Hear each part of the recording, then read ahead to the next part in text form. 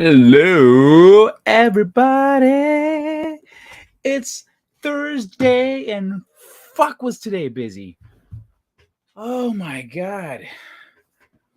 I shouldn't have eaten all my cookies yesterday because I didn't eat any cookies during the show, but afterwards I was like, I'm kind of hungry. Nom nom nom. So, straight out cookies. But I'm here now. I don't know how I got here so fast. It feels like the day barely happened. Anyway, good to see everybody. Greetings and salutations, one man show as per usual.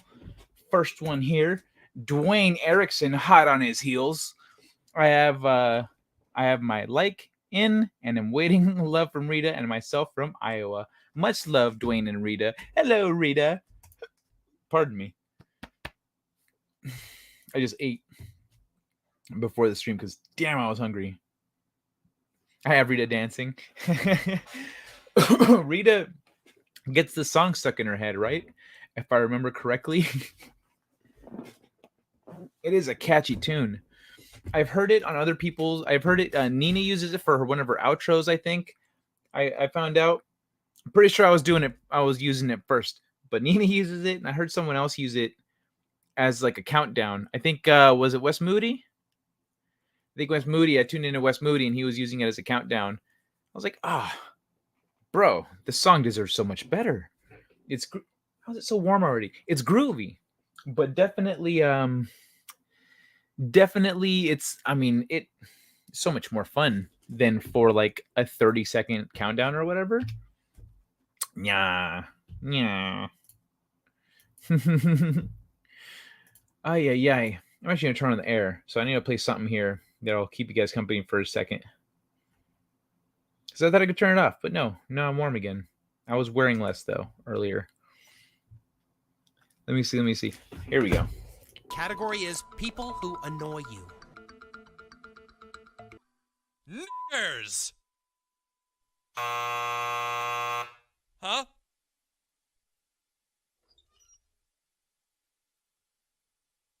Oh, naggers, of course. Naggers. Right.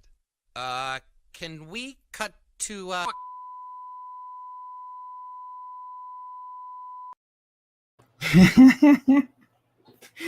All right. So if y'all could, I know you already dropped your likes. If you could share, let people know where you're at, what's shaking. It's showtime. I have some stuff here on the, what's it called? On the Instagrams. Oh, that's what I didn't do. Wait a second. Did I do it and I just fucked up? Let me see. Give me a second. What's going on here? No. That's different.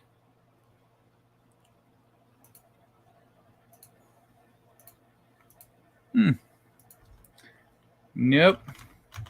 Well, let me close this down because I do not need this anymore. Oh, hopefully it cools down in here soon because damn, I felt that heat very suddenly. Not like a hot flash. My aunt gets those.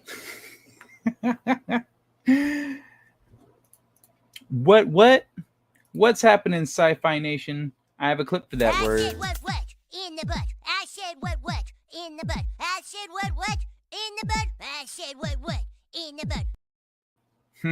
butt. Hey, Rita, I was cleaning a bathroom and I heard that song and I was yelling out to Dwayne and asking, "Is Kai on?" And I ran to dance in the kitchen where Dwayne is. Oh, Rita, that's awesome. Well, what are you doing cleaning the bathroom at this hour? That's a daytime thing. Kick back and relax. Eat some food. Snuggle up to Dwayne, maybe. I don't know. It's nighttime. I wish I had a stripper pole here. Bet she could rock that shit. Hey, that's not a bad song for it, huh? It's got a nice beat to it. Hey, Courtney. Kai's hot flashes confirmed. Cleaning too? Yeah, cleaning is no fun. But I did a little cleaning yesterday or the day before. Mostly because I'm not using my bong, so I took advantage of the time to clean it out. But we're here to mess around and have fun. And granted, the gentlemen are going to appreciate this first thing a little bit more than the ladies. But I thought I'd just give everyone a little bit of, give you a reason to fan yourselves. You know, I'm not the only one that's going to suddenly feel all hot and whew right now. Check this out. Hello, senorita. This girl is awesome, total sweetheart. I've had her on my trivia show in the past. She didn't win, but she was fun. When you've been single for too long.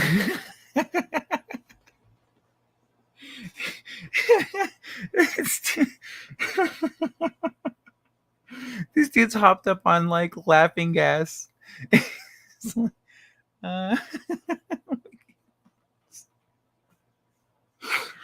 The doctor actually said, go put your fucking hand down. Oh my god. I love it. What's that song? I really want it. Well, it is in the YouTube Creator Studio. What is it called? Let me look it up. It's in the YouTube audio library. So let me see. YouTube audio music. Let me see.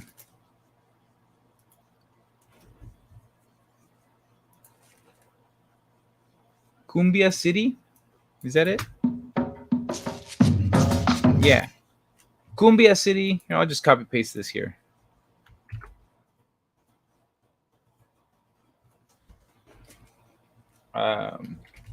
Intro song. So that if you have the YouTubes, you can go in the YouTube in your YouTube studio, in the audio library, and there it is, Cumbia City.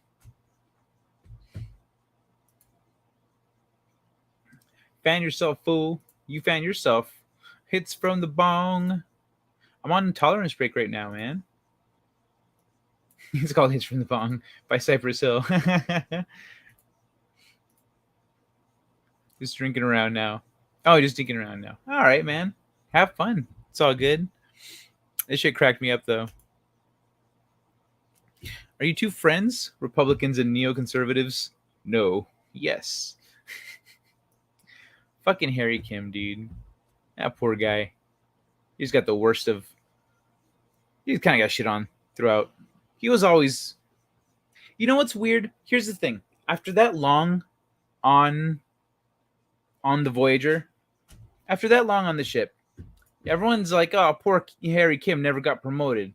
But also, Harry Kim, he matured a little bit, but not enough in the time that he was there. I feel like he should have grown up a little bit more.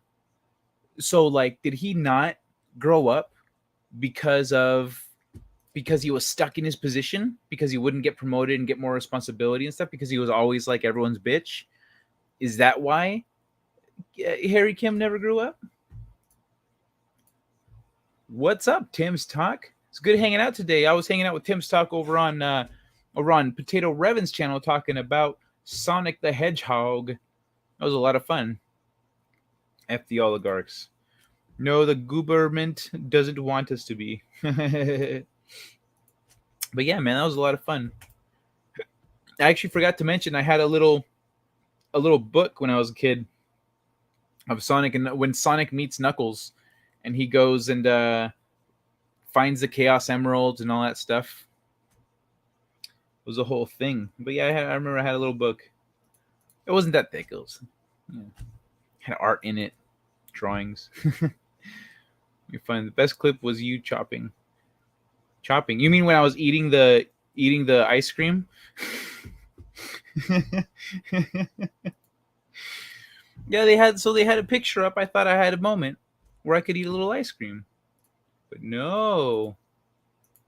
Yeah, they had. I did not have that much time. But yeah, so I'll move along with the memes. Oh, this is just beautiful art. This was just lovely. Great fucking colors. Great sense of atmosphere. That's what makes this. The colors and the atmosphere. It's fantastic. Look at that.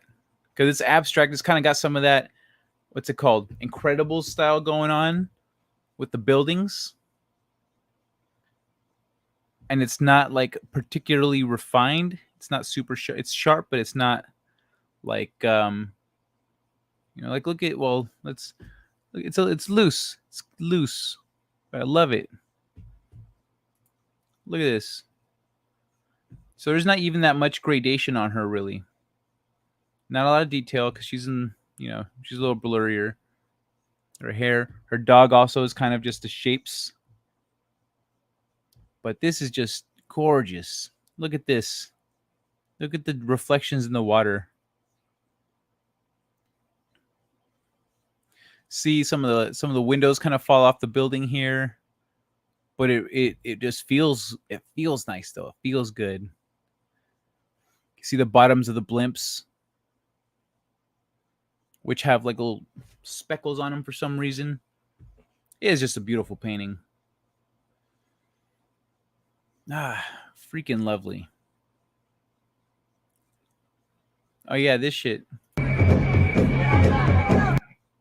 So everyone's over here partying. This guy's in his shorts and flip-flops taking a work call. There's people dancing right next to him. Look. There's people right next to him. He's getting down.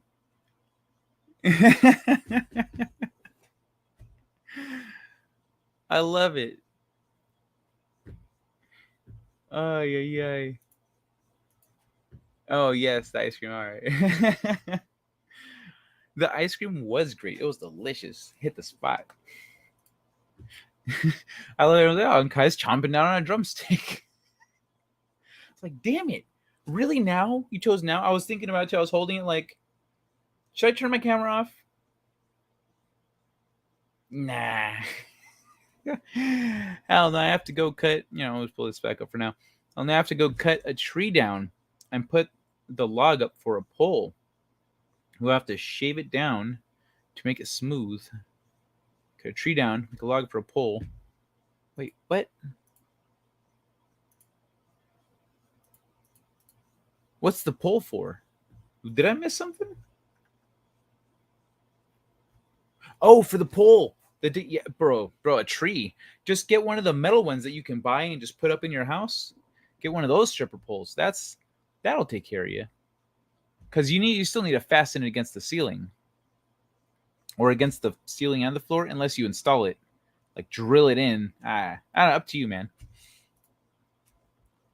She has perfect animated arse. It's not animated. It's illustrated. Animated would mean it's moving. So if her booty was doing this, boom, boom, boom, then yeah, that's an animated booty. Tennis ball? So early. We're 15 minutes in, man. Real truckers don't wear flip-flops. This guy's not a trucker. And they'll wear flip-flops when they're in Cancun on vacation. Howdy, another monster. The plane, boss, the plane.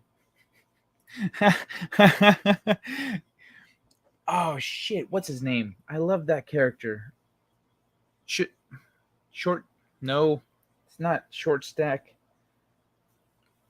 Son of a bitch.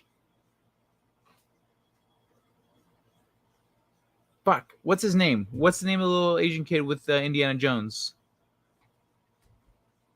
Because, yeah, this is what he grew up to be, is this guy right here. His name is not Tattoo. Dancing pole. Yeah, dancing pole. Now he wants to shave. Kai got issues, yo. I don't want to shave. I'm talking about shaving.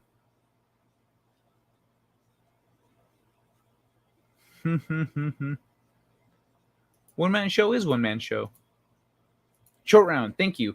Oh, so it is short. So I was like, no, it's not short. Whatever. What? But it is short. Short round. So yeah, this is short round. All grown up.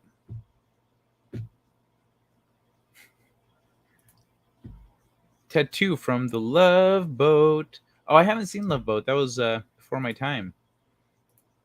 Hey, anti-derivative. Oh, man, I fucked that one up. Anti-derivative Jill. Good evening and welcome to the show. Adorable, horrible in the house. Hey, girl. All right, let's see what else we got. Oh, dude, this guy. Lying in hospital and thought, gee, I mightn't survive this. I'm Look at only this shit. 37, and at 37, I've got so much to look forward to. He didn't know it, but that included an engagement, a new job, the Look. new car, and even more good luck when we asked Bill to reenact buying his scratchy ticket. I just won 250,000. I'm not joking. I just won 250,000.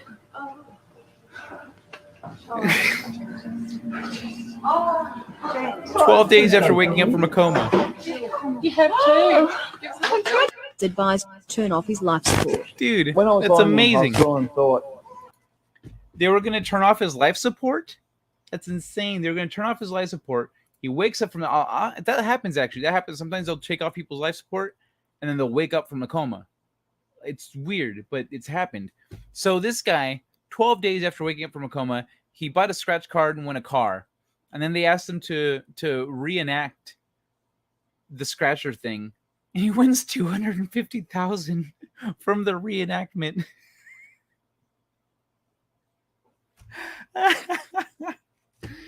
That's fucking awesome. Oh my god, I know what it was. I just don't know the characters. 00 negative.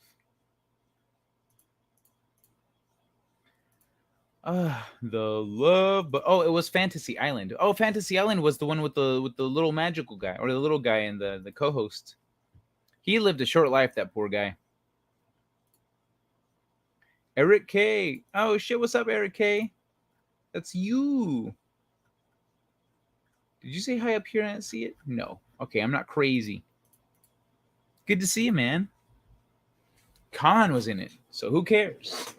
Was in what?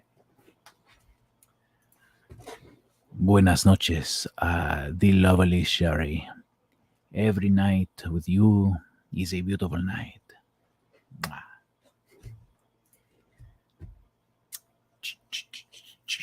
Antediluvian, Nephilim, Buck Cherry, Cryptic. Well, we've got some good news tonight. That's why I'm in a good mood. I saw the headline and I said, yes! Ooh. I'm excited. This is just cool. It's just cool. Look at this. It's him just putting this whole thing together. How did they do? It seems like so much work to do the video part. The rest of it's fine. So that's their shower right there. That's pretty badass. Where's the water, though? There's got to be water. I like the way the bed works. The bed is super cool. They just... two halves just come together to make a bed. So do they have their own tank of water? Where does that go? I don't see them putting a tank of water anywhere. So do they have... I don't know. The water thing is the only thing that I'm a little confused at here. Because they've got a shower. Or do they have it to plug it in? If they plug it into running water, that would make sense. You just need someone with a hose, plug it in, they can take a shower there when they stop. But, I mean, yeah, you're probably not going to want to take a shower. Well, but what if you're camping? They have water connections, don't they? Yeah, either way. That's my only question here with these guys. These guys here. Ricardo Montalban was Khan. He also played on Fantasy Island TV show. Oh, he was on Fantasy Island. I didn't know that. Ricardo Montalban. Montalbón, perdón. Ricardo Montalbón. The water tank, when under the one side of the bed, it was blue thing. Oh, yeah, they don't have a timeline here. Oh, so that's the blue thing. It's just a water, but there's a big space in between Do they have to? Okay, let's wait for it to restart, which is any second now. Okay, so see, because they put this thing here first.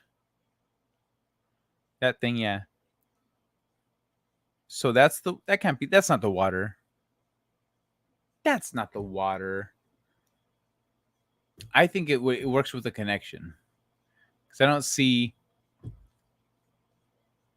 If the water thing would logically go next to it, but they put like a dresser, like a little drawer thingy next to it, so I don't think that's accurate. Maybe I'm crazy. Maybe you're crazy. Such a cultural barbarian. Yeah. What you gonna do? It feeds the sink and shower water. Yes, Kai. Okay, water tanks are blue. Well, so there are non-blue. There are blue non-water tanks too. Oh, but you're right. It is next to the sink, though. Maybe it's in the sink, like underneath. Maybe it's underneath.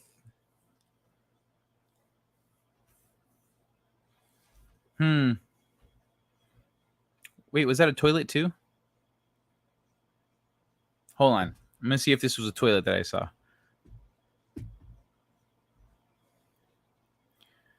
See, it doesn't connect to anything. It just like slid right in. That's why I'm doubtful. So watch when they back out here.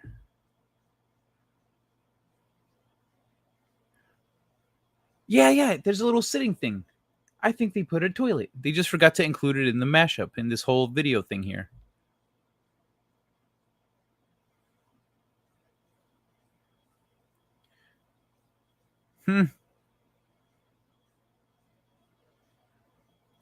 Oh my God. Imagine not just having to do all this, but also like kind of like putting a board there and your wife's like, okay, back up, take a picture. Okay, keep going. You just got to keep stopping and going so that you can make this, because that's what it takes. You can see the light. Look at the sun creeping across as they're working. And this is the next day. But yeah, man, that's just crazy. It looks more like a storage bin. That's what I was thinking. Helps me forget about my cancer. There is a portable and non-portable water connection. Just saying. Yeah, that's okay. That's what I was thinking. Was that it's just a water connection. They just plug it into the thing. Maybe they just use external water.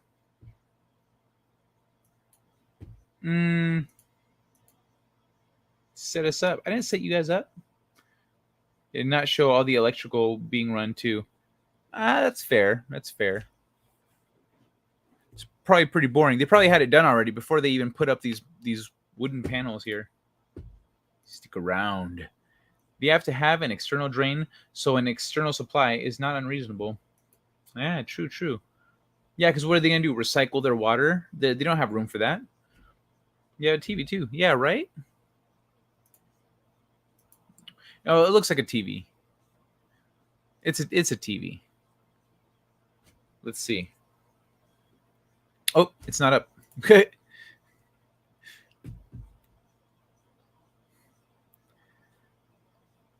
Oh, it's a projector. No, you're right. You can see them moving. Yeah, so the projector's right there. It's between their heads. It's a projector. Alrighty. 2 in the stink, 3 in the guy. Yeah, see, you're not gonna get me with just one finger. You need a little more than that. Oh, potable, not portable. Here's a question. Are those your Legos? I don't have Legos. It's fun. Taking off. Take care, Sci-Fi Nation. Have a good one, man. All right, let's look at the next.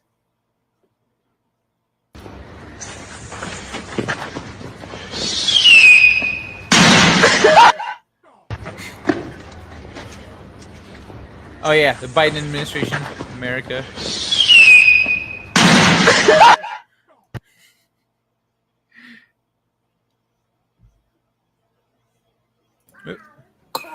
Is he going Bobby's on you? Is he going Bobby? Babies and dogs. She likes it. Always a good way to start things off. Look at this guy.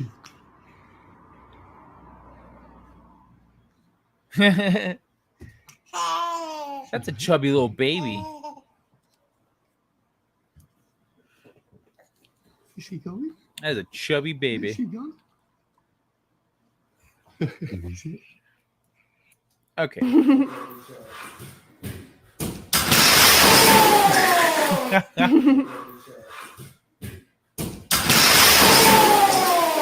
Ooh. So where did he go wrong here? Let's break this one down. Where did he go wrong?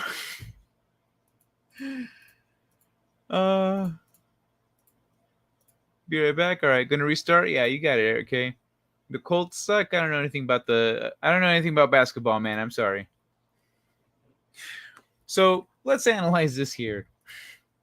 That is probably the chubby baby's third dog. So did he go wrong in trying this at all? Or when his feet hit the top of the thing, did it ruin his momentum? Or was he doomed to fail anyway? Like, would he have made it? Do you think he would have cleared it if he hadn't tapped the top like that? Because that was a shit jump. He went too high and not far enough. When you jump like that, you need to throw yourself forward, not up. You don't really need to clear that thing very. I guess you do need to get some air, but I love that you can hear him breathing. But green is not a creative color. Every color is a creative color because it's a color.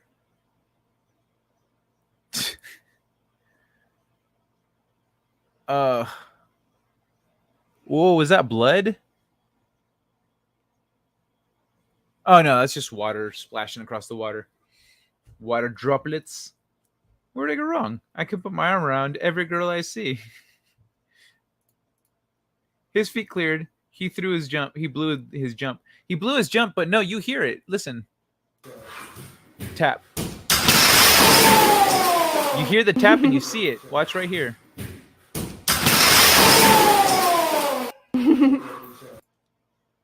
So he totally smacks the top of that thing, which does mess with your momentum. If you're trying to do something like this, you gotta clear it. But yeah, his jump was pretty bad. He had too much hang time. He had a lot of hang time, not enough forward momentum. Oh, but yeah, that's not good. And he's pretty chubby. He's not a skinny guy where you would think he could actually make that. He doesn't have an athletic build. He seems like he's trying to not prove something, but impress some people, maybe like the giggling girl, or I don't know. But what's it called? Yeah, I don't know. I don't think there goes the security deposit.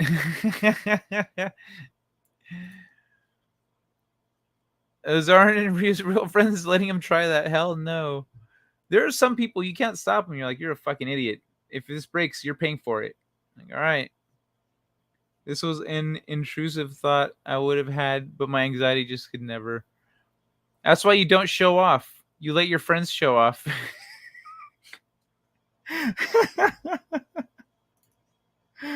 I love it. As well said. The incidentals were hitting for the credit card on file. Did he even surface after that? So yeah, that's Do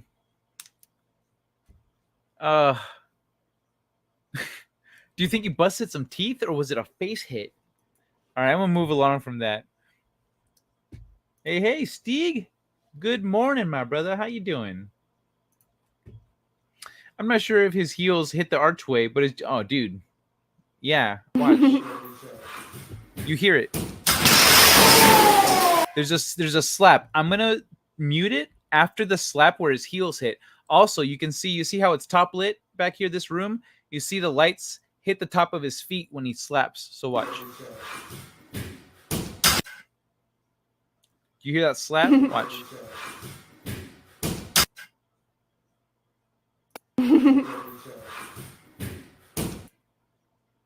That slap right there.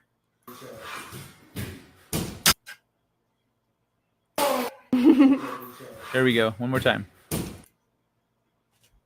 They totally slapped the top of that archway. So there's like 5 likes and 7 people watching. 2 of you shares. Thanks, another monster. But yeah, his jump was still way off. It was way off. Oh, yeah. How dare you call me fatty? Now feel my fatness.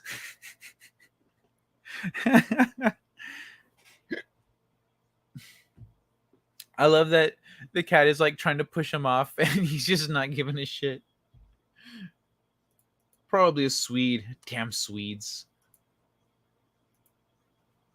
But hate haircuts even more? Check this Introducing the Flowbee Precision Haircutting System. Get that freshly sucked hair you've always dreamed of without leaving the house. You can suck your whole family, mom, sister, and watch Uncle Steve suck himself. Looking good, Steve. But hate haircuts even more? Introducing the Flowbee Precision Haircutting System. Suck your whole family. Get that freshly sucked hair you've always dreamed of without leaving the house. You can suck your whole family. Suck mom, your whole family. Sister, and watch Uncle Steve suck himself. Yeah. Looking good, Steve. Watch But Uncle hate Steve haircuts suck even himself. more? Introducing the Flowbee Precision Haircutting System. It's sucking out my will to live. And suck your whole family, mom, sister, and watch Uncle Steve suck himself. Looking good, Steve. But hate haircuts even more? Yeah, oh my god, with this shit. Where is it? But There it hate is. haircuts even. This was just funny. It's all dishes. My grandmother told me, never say you are sick. Even if you are sick, say you're healing. Words do manifest. I believe that wholeheartedly. Words do manifest. Sometimes I'll tell people, don't say it like that. Say it like this. But this is one of those little things I've just said my whole life and overlooked, didn't really think about. Even if you're sick, don't say you're sick. Say you're healing. Can't deny that. Probably did think of that first. Suck it, Steeg. Suck it.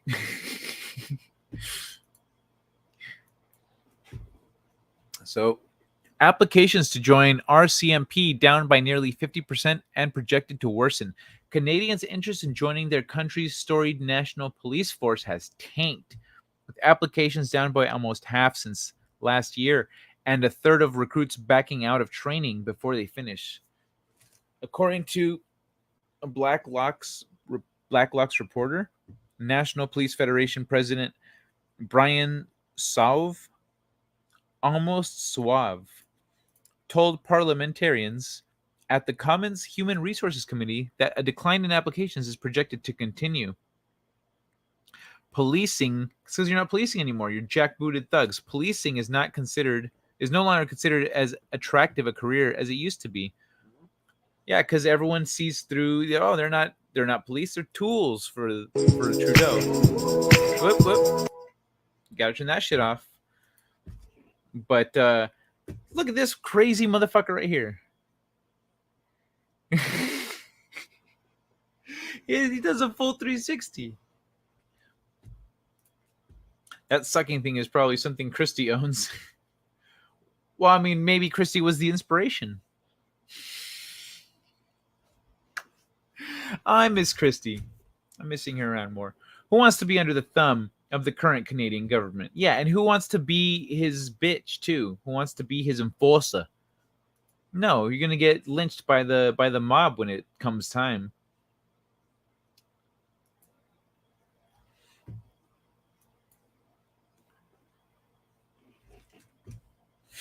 Okay, groomer. I like that one. I'm gonna start using okay, groomer. Yeah, dude. Air conditioners back in the day, monsters. I'm over 50 years old. I freeze the room. I have a pigeon living inside me and some missing parts. Mom, there's some dust on my filter. I don't work anymore. It's designed that way, though. I think that's a large part of why they design them with filters now. I mean, because really, did the old ones have filters? If they didn't have filters, what are the filters really accomplishing? If it's not like, I don't know.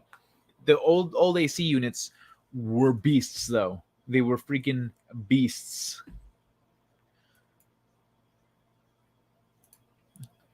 Oh, is this okay? We're back to yesterday already. We're already back to yesterday. Introducing the Flowbee Precision Haircutting System. Get that freshly sucked hair you've always dreamed of without leaving the house. You can suck your whole family, mom, sister, and watch Uncle Steve suck himself.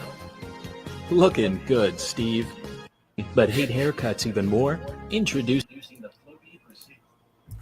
I wonder if I could use the hair sucker on my mohawk. Suck my mohawk off.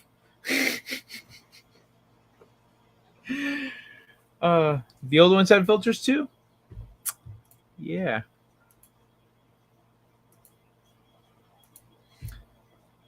What are you talking about, another monster?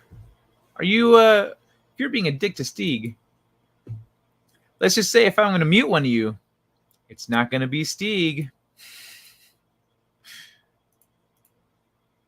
None of them are brave enough to clip their mustaches with that. Right? You're not Swedish, though, Stieg. Is that Swedes? Switzerland? Is Switzerland always neutral? They're the neutral ones, right? I need to learn my geography. None of them are brave enough to clip their mustache with that. I don't think it would really be very effective with the sucker. I feel like there was something from yesterday or before that I... Oh, yeah, this one. This one's cute. Essa maquiagem. Porque eu queria te cantar o canto. E eu tô tendo. O canto. It's so cute.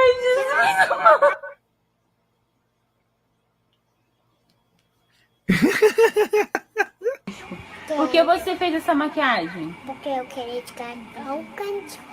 E eu tô tendo. O canto.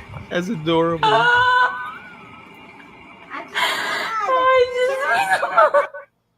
It was 100% Swede. Oh, really? She was? All right. Por que você fez essa maquiagem? That one was super cute. Wait, what's this one?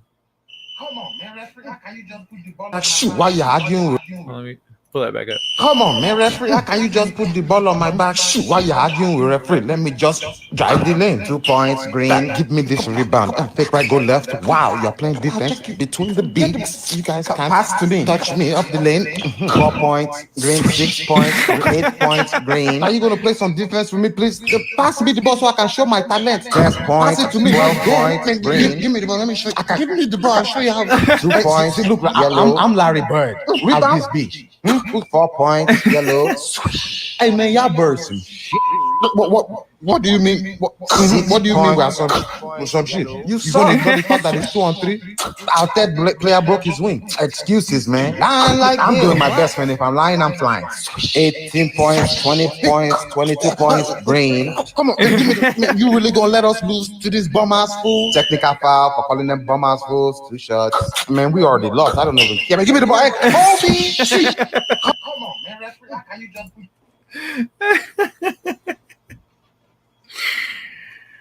Oh, man. I love those voiceovers voicing over animals and shit. That shit is too funny.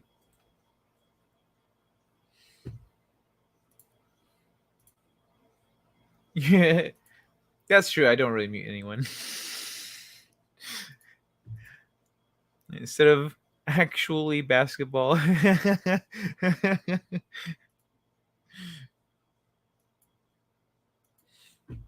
Oh, mostly. I know one of them's gone and supported the little mustache army. Whoa, imagine that if he made everyone shave the mustache the same way. He's like, no, if you are in my army, you must have the same mustache. You must have the same mustache. Everyone shave your mustache.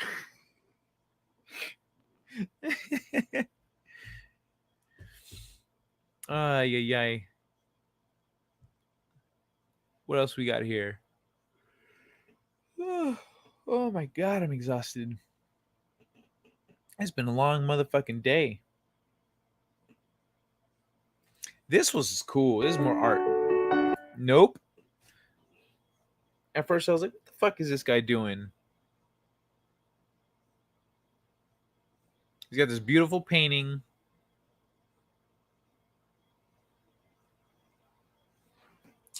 But this is what he did with it. Ah, son of a beach. That's fucking cool. That's pretty. That's real pretty.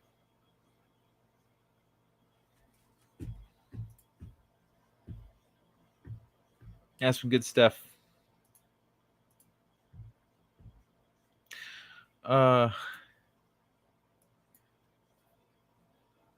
Did I play these ones? Oh, wait. Did I play this one? Take your home wrecker with you. A dog that loves trampolines.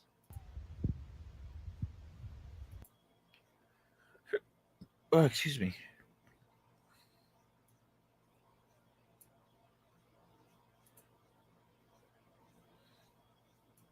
Yep. Did I play this one? Dog Heist.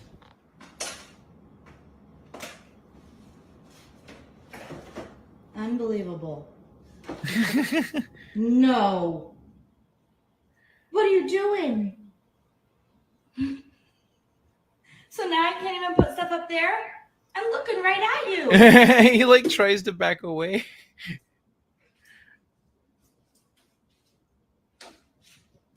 That dog is dedicated. Unbelievable. No. What are you I love doing? that you see him like, I'm caught. Like he realizes he got caught. So now I can't even put stuff up And there? then just kind of I'm like looking right tries to at leave you. anyway. Freaking dogs, man. Mm-hmm.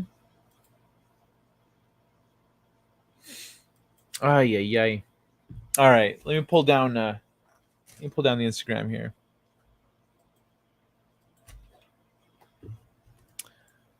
And let's jump straight into some good news. I'm so happy. I am so happy to share this. Oh, hey. Oh, is it HBO Max now? I still haven't seen it. Oh, is it on HBO Max? Wait. Clearly needs more white. I watched the Batman again the other day, and it's pretty great. I am not motivated to watch it. Sparkly Batman's in it. I heard it's not great, and Sparkly Batman's in it. No, honestly, the things I've heard from it, I've heard some details about it, and I'm not interested. I'm just not even supporting. Here's the thing. I'm just not even bothering to support any of these companies that are doing this bullshit. I'm just not supporting them anymore. I'm not watching their stuff. I'm not going to their websites. I'm not even watching it illegally.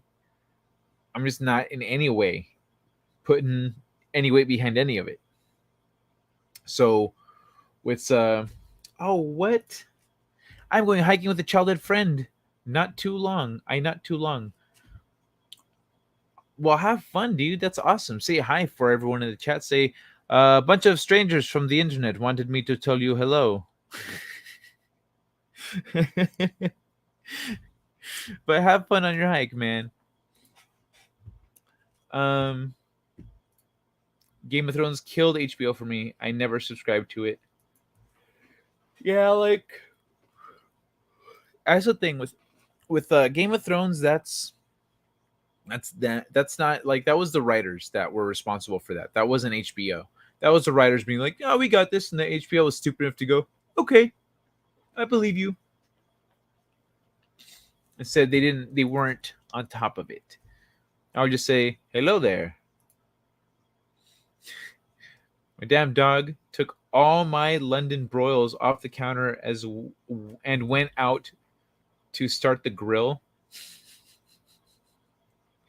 That'd be awesome if the dog could straight up start the grill. That's fantastic.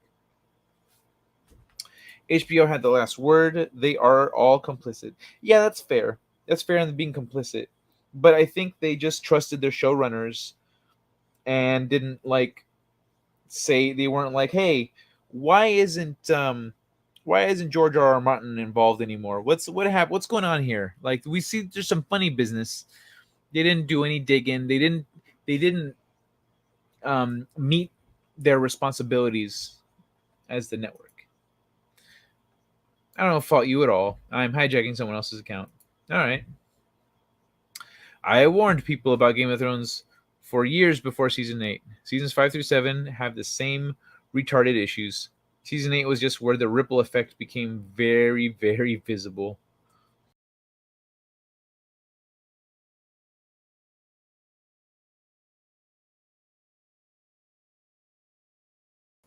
Sorry about that. When I grabbed my mouse, I accidentally clicked the back button, so it took me out of the stream. Anyway, so off to the good news. Now I need to reshare again. Reshare on.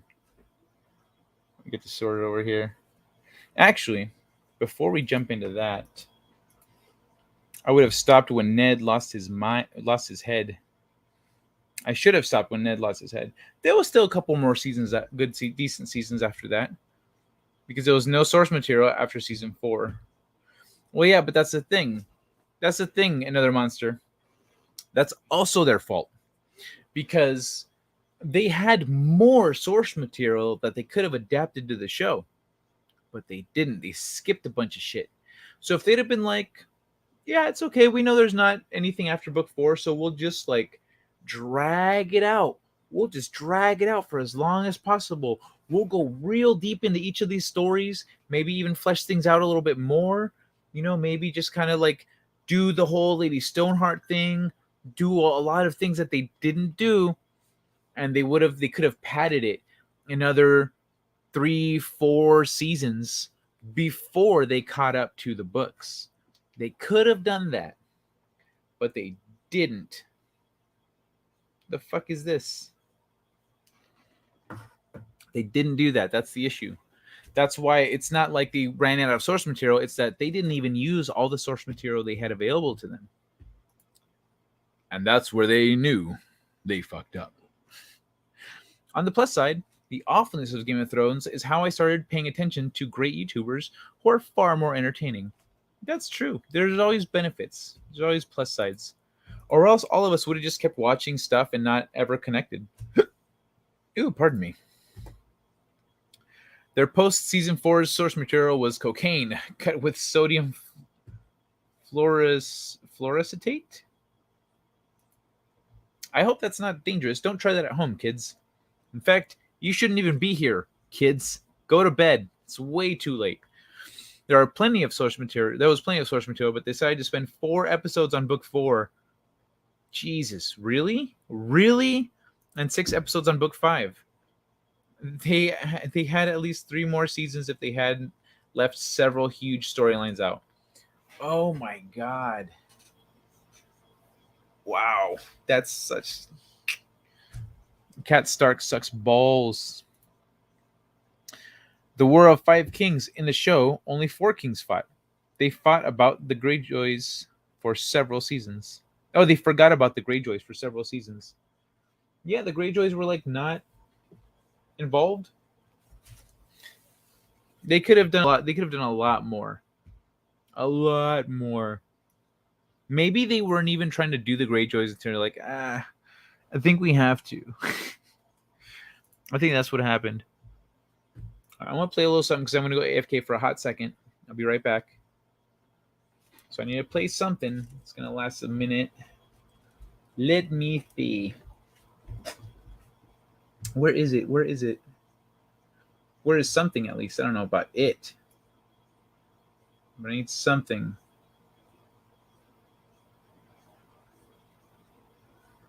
You know what? It's the perfect length. I'm going to go ahead and play. I'm going to play the thing. You all know what it is.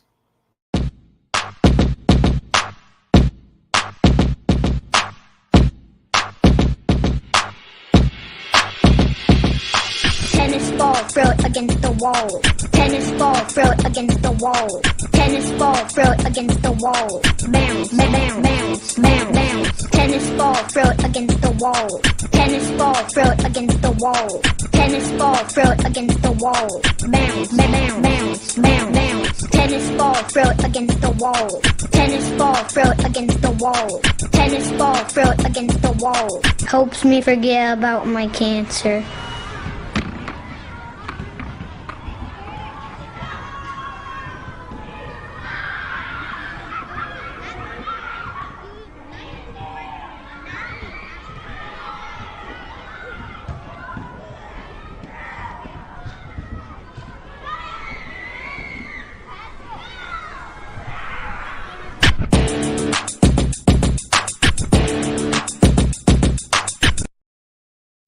Perfect. Perfect timing.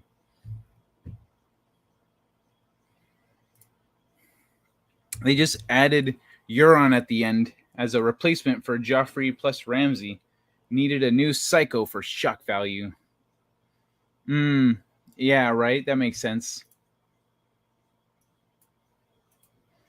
I'm sure Ned would have agreed.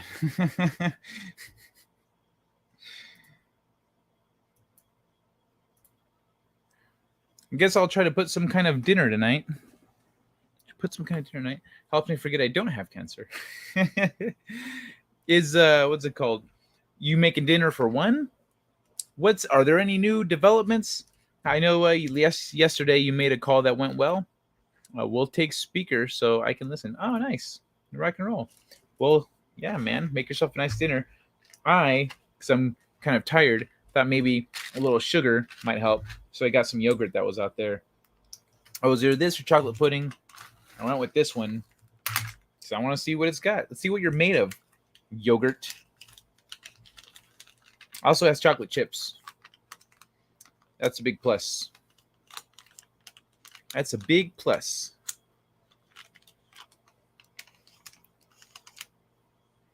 All right. But, oh man. Hold on. I need a hot second. Where is that pussy cancer anyway? Well, we couldn't find cancer, but we found a man with cancer. Take that, cancer! And that. Okay. Now we can do this. Now we can do the damn thing.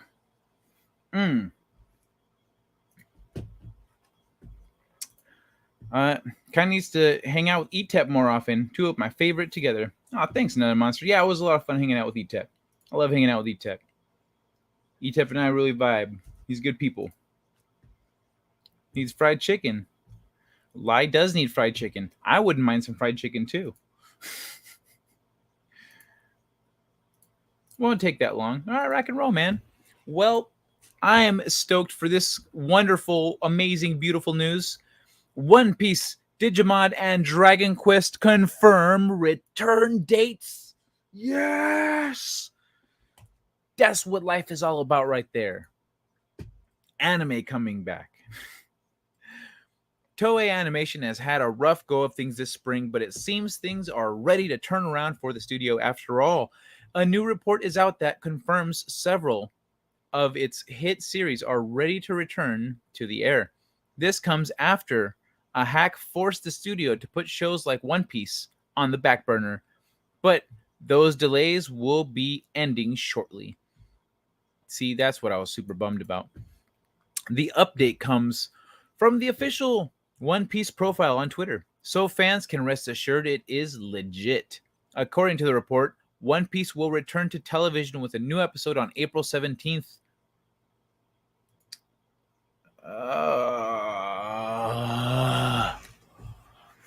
That's still more than a week away.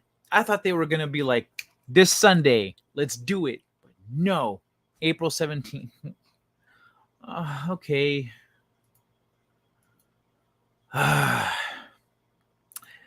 April 17th.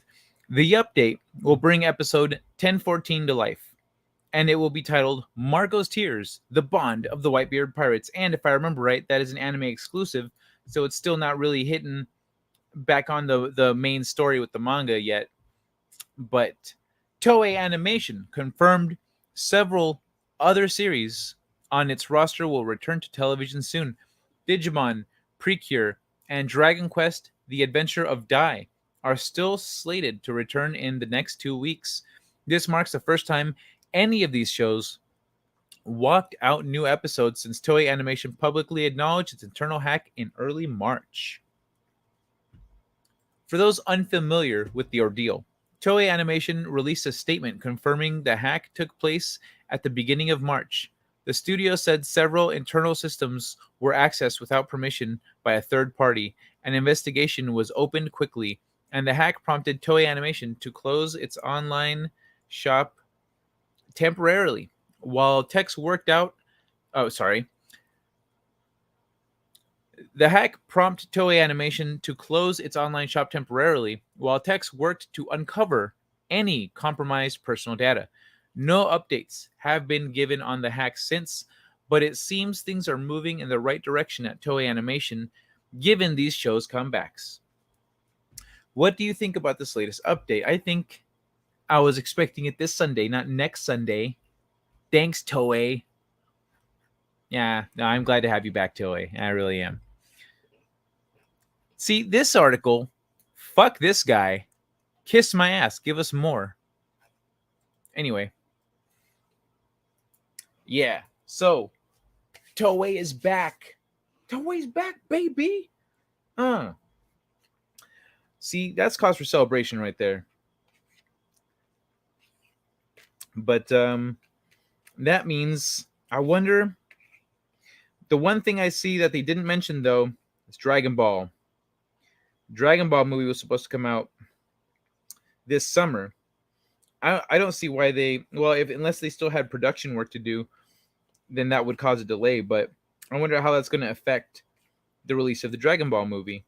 Because the TV shows, it's easier to just get back on schedule. The network goes, okay, we're going to fill your slot with something for now. But when you're ready, you just flip the switch back on. But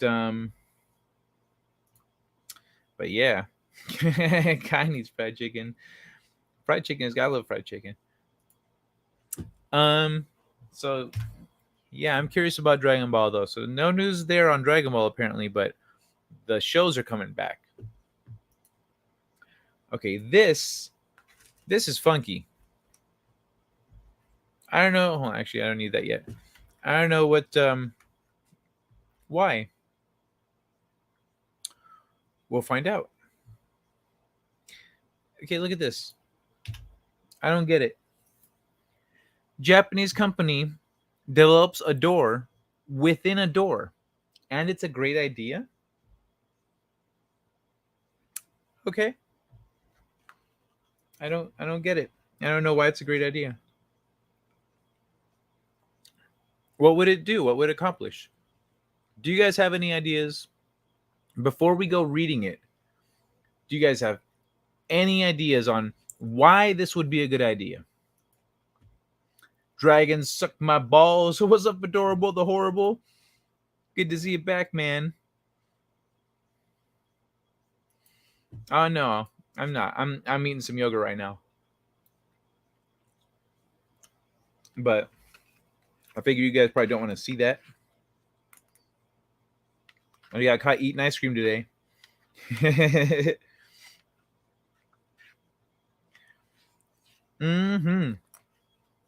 No speculation?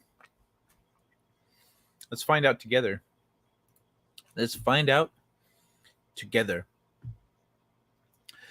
When is a door not a door. Okay, look at this shit. I don't get it. A few years ago, a fairly strong earthquake rocked the living area I lived in. Luckily, damage was relatively limited, but it certainly was an intense few minutes. During that moment, while I was rounding up the kids into a safe part of the room, I was surprised to see that the first thing my wife did was immediately rush towards the front door and open it. You were surprised to see? You didn't grow up in an earthquake area then. Because that's what the fuck we do. Not being nearly as experienced in earthquakes, I have no idea why at the time. But after she explained that strong tremors have a tendency to warp the frames of doors, making them impossible to open and trapping people inside. Also, another reason is what's it called? Because you can always kick the door open, but you get in the frame of a door, and if everything else falls down around you, the frame of the door won't. So you're safe there.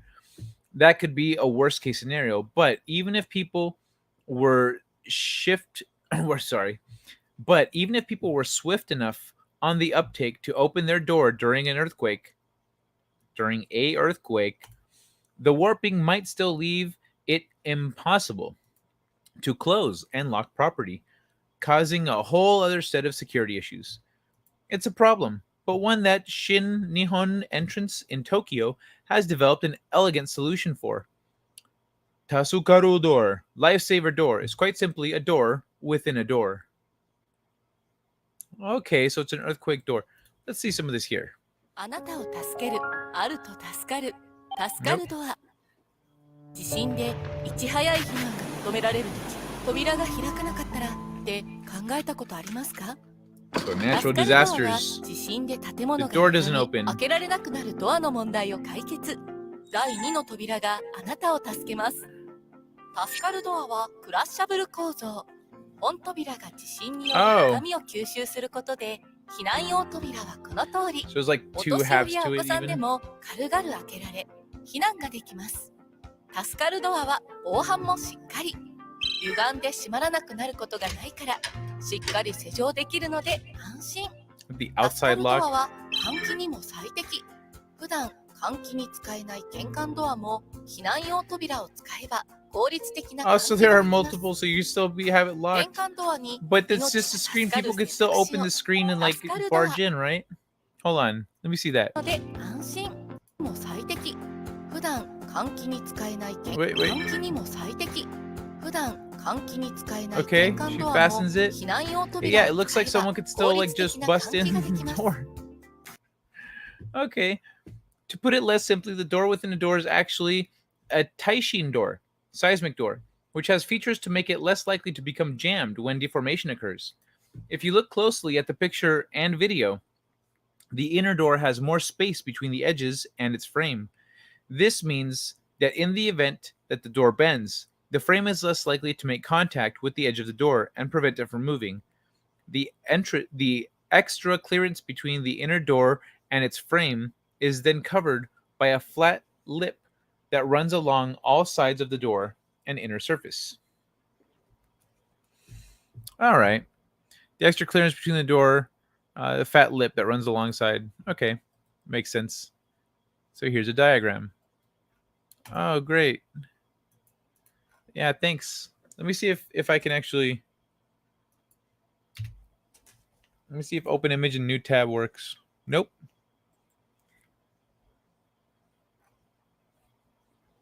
It just doesn't show up.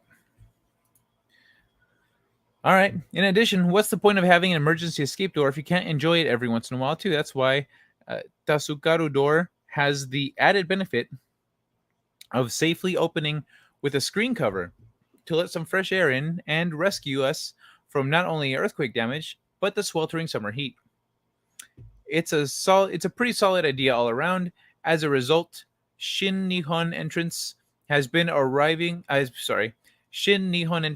receiving requests for Tasukaru door to be installed in 290 condominiums in Saitama Prefecture alone since it was first released in February 2021. So, everyone in condos and apartments should keep their eyes out for these double door designs because they may become the norm before too long and help save a lot of lives in the process. Okay. I was not expecting that. I didn't know what the hell was the point of the Inception door. It's a door within a door, man. But that door keeps idiots busy and get boosted. Slava Ukraine and get castrated boys. It's what good allies do.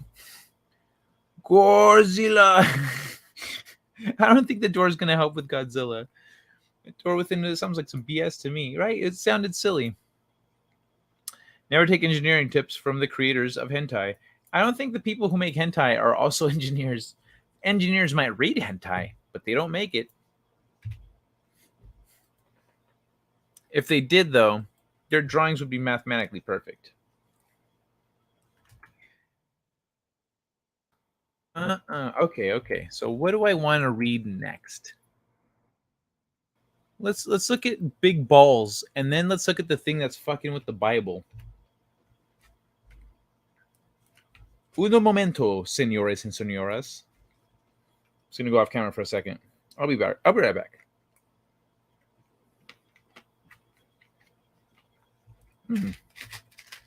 Okay. That's good stuff. All right, y'all. I've got big balls. I've got big balls. And he's got big balls. And she's got big balls. But archaeologists in Costa Rica have the biggest balls of all. Archaeologists excavate giant stone spheres in Costa Rica. Archaeologists have excavated giant stone spheres in the Diquis Delta of Costa Rica. So we've seen these balls before elsewhere. I think in Costa Rica, I think in Thailand or the island countries or something. I don't remember where. But we've seen, like, these are out there. Hold on. Giant stone balls island. Are they all in Costa Rica? Yeah, these are okay, so these are all in Costa Rica. My bad. They are all in Costa Rica. Never look up Urotsuki Dohi or La Blue Girl. Your head will be messed up forever. Oh, I've got La Blue Girl on my queue.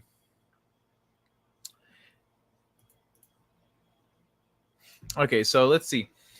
Archaeologists have excavated giant stone spheres in the Diquis Delta of Costa Rica. Stone spheres are found in the small island of Isla del Caño and the Diquis Delta, where over 300 stone petrospheres have been previously identified from the Diquis culture. The Diquis culture emerged in the valley of the Rio Grande de Terraba, where they established complex social, economic, and political systems to govern their society.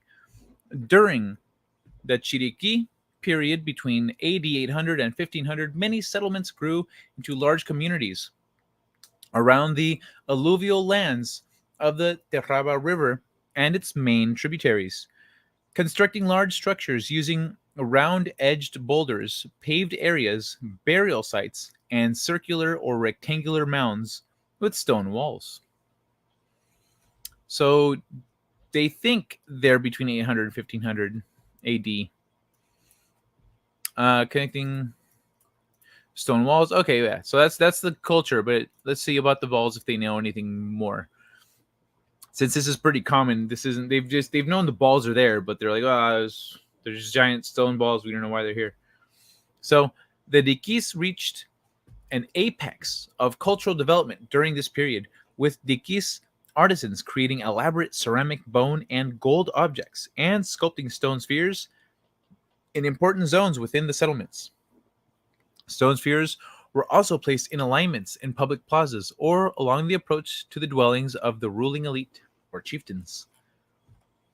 Archaeologists from the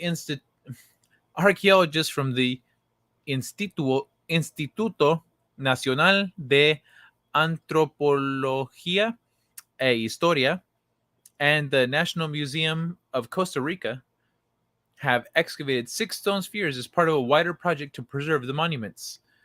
The team focused on the Finca 6 archaeological site located in the Canton of Osa, in the Puntarenas province, in which stone spheres have deteriorated due to alterations derived from the constitution of the rock, damage caused by humidity and floods resulting from hurricanes and tropical storms. Oh, that sucks. That really sucks. Isabel Medina Gonzalez from NCRIM, Ina said, from the fucking institute, said the intervention includes surface cleaning and stabilization through the application of edging and patches of enriched lime sand mortar to slightly increase the hardness, as well as the placement of protective layers with mortar. The spheres were then reburied with layers of geotextile gravel and sand. We have verified that this allows a homogenization of temperature. Homogenization. We have verified that this allows a homogenization of temperature and humidity that avoids contact with the acidity of the clay soil and prevents the growth of vegetation in the vicinity.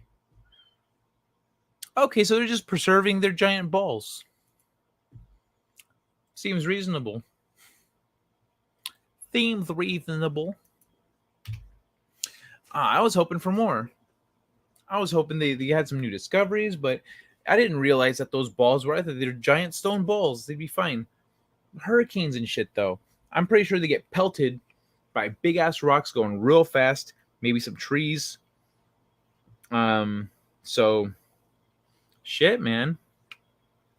That's good that they're preserving them at least.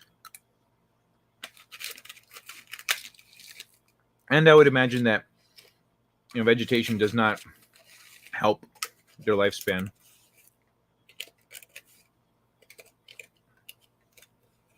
Woohoo! So I'm just scooping this all into the yogurt so I can mix it all up together. There we go.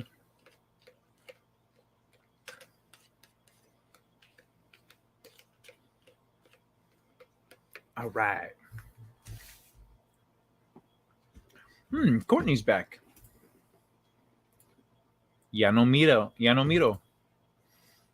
Never look. Okay. Oops. But we have the biggest balls all around. They do. They really do. They're massive balls. I'm going to go cause trouble for all the right people. Have a good one, Fedorable. Good hanging out, man. Thanks for stopping by. Okay. 9 watching and 8 likes. Fedorable, the horrible. I come back just as he leaves. Oh, well. What did I miss? You missed some giant balls and some great anime news. Ay, ay, ay. Damn shoulder, man. I can't wait to hit this again tonight. I want to try and have this gone this weekend. This knot. Oh my God, it's been a nightmare. Somebody needs to pony up. What up, Justin Proper? What's happening, boy? Good to see you. I heard big balls, and I was immediately intrigued. Oh yeah, we just covered that story. Big balls over here in Costa Rica. So they have these big stone balls. What's going on? Why isn't it scrolling? Hold on.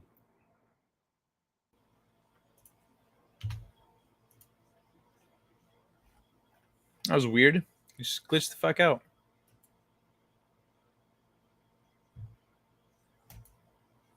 The fuck? Okay, there it goes. So yeah. Wait, what? Oh, that's the wrong one. There it is. Big balls. Yeah, massive balls. Look. 1, 2, 3, 4, 5 feet. So they're preserving some of these balls. These giant balls in Costa Rica have taken some damage, environmental damage. So they're excavating them and preserving them. And that was the last thing we covered just now. I think it's going to be a short stream tonight because my back is killing me. I've been doing this shit all day. And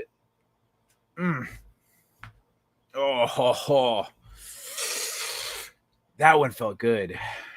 That one felt damn good. I guess it does take big balls to shake up the Bible. Oh yeah, the Bible's next. We're talking about that one next. New details emerge about. I should bring it up first, maybe.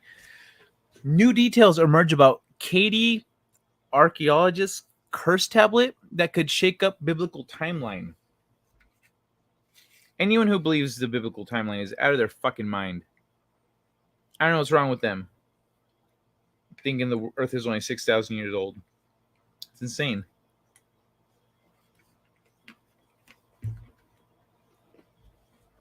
But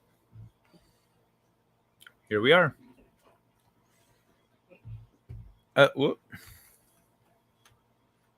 So I don't know what this is. What is a Katie archaeologist? A Katie archaeologist who recently announced the discovery of an ancient Hebrew curse tablet that could reshape scholars' timeline of the writing of the Bible is out with new details about the find, including the discovery of an iron stylus likely used to inscribe the lead slab. Ooh. Hello, Courtney and Justin. This is Antiderivative Joe. I think we discovered one of Jesus' missing testicles. Justin just wants the balls slapped in his face. If that's one of the balls, the Son of God, can you imagine the balls on his dad? Where am I? Oh, I already had that. Okay. Scott Stripling, director of the Archaeological Studies Institute at the Bible Seminary, says the tablet and stylus predate the commonly held belief about when the Bible was written as much as 800 years. Oh, by as much as 800 years. If true, this would dispel the theory that the Bible was written around 600 years after the occurrence of some of the first events it describes, meaning that the events were written as a first-hand account rather than after the fact. Oh. According to Stripling, see, I thought they were messing with the Bible's internal timeline, not the timeline of the Bible being written. According to Stripling, the tablets, oh man, I wonder if Stripling is a girl, because way not to fall into the trap of your own name. That's a stripper name right there. It's like a Pokemon stripper. Stripling, use booty bounce. Stripling. Twerk, Stripling, twerk. So, according to Stripling, the tablet reads, cursed by the God Yahweh. You will die cursed. Cursed, you will surely die. Cursed by Yahweh. Cursed. Damn, that's it? You gonna take the time to write that shit that many times? It is the oldest known Hebrew writing sample by at least 200 years, Stripling said. Stripling anticipates submitting his find for scholarly review in the next 4 to 6 weeks. It will likely take up to 3 months for his team's findings to be analyzed by an independent third party. As a practice, those conducting the analysis are unknown to those who submit the findings, to shield both parties from undue influence. Stripling hopes that his findings, so it's a guy, will be successfully peer-reviewed and formally available to the public by late summer. Until that happens, several scholars, including ones at the Smithsonian Institute in Washington, D.C., are withholding judgment. Craig Evans, professor of Christian origins at Houston Baptist University, said he believes Stripling's find is authentic, noting that tablets like the one Stripling discovered are mentioned in the Bible. This tablet contains the oldest text that we know of so far. And it also correlates with two passages in the book of Deuteronomy. That's the 5th book of Moses, where it talks about going up on Mount Ebal, building an altar and cursing the enemies of Yahweh in Israel. Stripling last week revealed that his team has just recovered an iron stylus at the dig site, which they believe to be the writing instrument used to scratch the text into the lead. The method of using an iron stylus to write on lead is referenced in the biblical book of Job, believing by many scholars to be the oldest book in the Bible. Among other new details he offered, Stripling's team found the tablet on Mount Ebal in Israel in the dump site of an archaeological dig conducted by Dr. Adam. Wait, what? Among other new details he offered, Stripling's team found the tablet on Mount Ebal in Israel in the dump site of an archaeological dig conducted by Dr. Adam Zertal in the 1980s. Zertal's team discovered the altar of the biblical prophet Joshua at the site. But once the dig was complete, the site was abandoned and the discarded dirt was left behind. Zertal died in 2015. Stripling's team found the lead tablet by conducting a wet sift of the displaced dirt. By running water through the dirt, they uncovered the small tablet, which had been overlooked by Zertal's team, likely due to its small size. The tablet is only 2 by 2 centimeters. Whoa! But Stripling's team immediately knew it was a significant find. 2 by 2 centimeters? And you wrote all this shit in a little 2 by 2 centimeter thingy? It's like this much. It's like this big. That's not even a tablet. Did I read that wrong?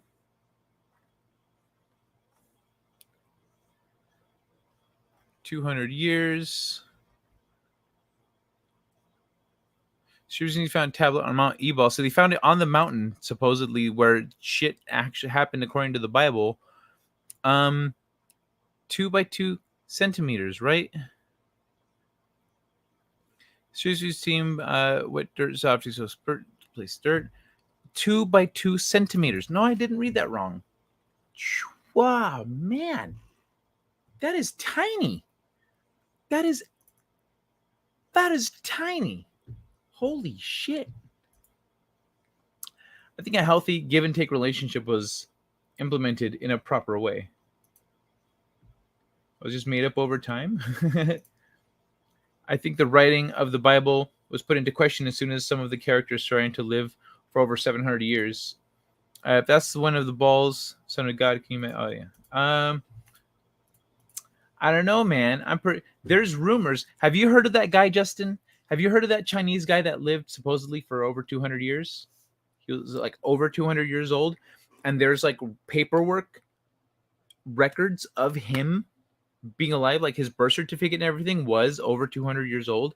It's some Chinese guy that supposedly lived that long. So like, what if we actually can live for, because people talk about how aliens live for a really long time. What if we can too? We're just fucking up right now. Did you hit the like button, or did the like button hit you? Deranged lunatic. Good to see you. How you doing, deranged lunatic? I think this is the first time I've seen you here. Welcome. I think a healthy give and take relationship. Oh yeah. Let me see. Proper way. Justin Proper sounds like a megalomaniac to me. Found an update to the article. To what article? This one or one that you were reading earlier today? Yeah, he was a monk. Seems pretty nice to me. Yeah, monk or not, like it's possible, right? So let's read on. We call these defixios, or curse tablets, Stripling said. This is the typical size for a curse tablet or a defixio. That's why we recognized it right away. The question was, will we be able to recover text from it? Through a series of tomographic scans, researchers from Prague, Czech Republic, were able to read through the lead. They discovered Hebrew letters older than the Paleo-Hebrew alphabet. Whoa, indicating a timeline of around 1400 BC. What? Oh, that's right. That's right. 1400 BC. Damn. Evans has seen the scanned images and agrees with the findings. It's been tested both scientifically and by paleontologists. Oh, sorry. It's been tested both scientifically and by paleographers. And I think the object is genuine. While some skeptics might try to claim a find like Stripling's could be a forgery, Evans believes too many factors prove the object's authenticity.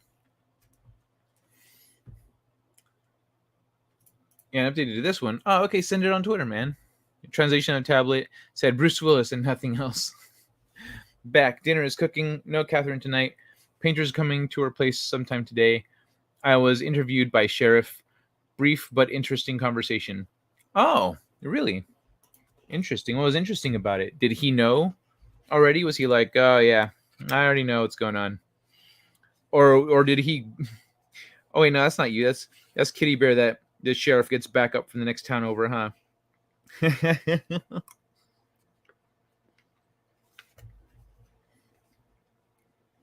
So I don't think there's any chance that this is a forgery. Evans continued. Stripling's team wet sifted through debris, and this little lead square was found. No one knew what it was, or if it even had any value at all, or that it even had any writing on it. At 2 by this big, yeah. So the idea that somebody has planted the fake, I think, is absurd. The team deduced the state of the text by several historical and archaeological context clues. This is the period that the biblical figure Joshua was supposed to be at Mount Ebal, Stripling explained. The lead itself, we know where it came from.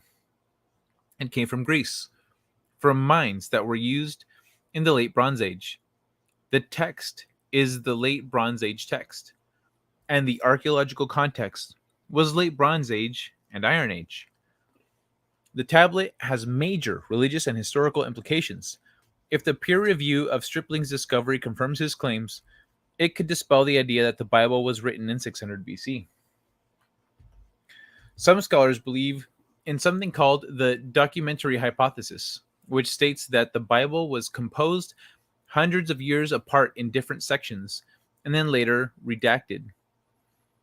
The tablet is a problem for that theory, and the idea that Moses could not have written the Pentateuch? The Pentateuch? I don't know what that is. The Pentateuch is the first 5 books of the Hebrew Bible. Oh, okay. The Hebrew Bible. Genesis, Exodus, Leviticus, Numbers, and Deuteronomy. It would also help Numbers. Numbers? Okay. It would also help dispel the Deuteronomist view of the Bible, which argues that the Bible is a revisionist account of the biblical events. Engraving. Kilroy was here.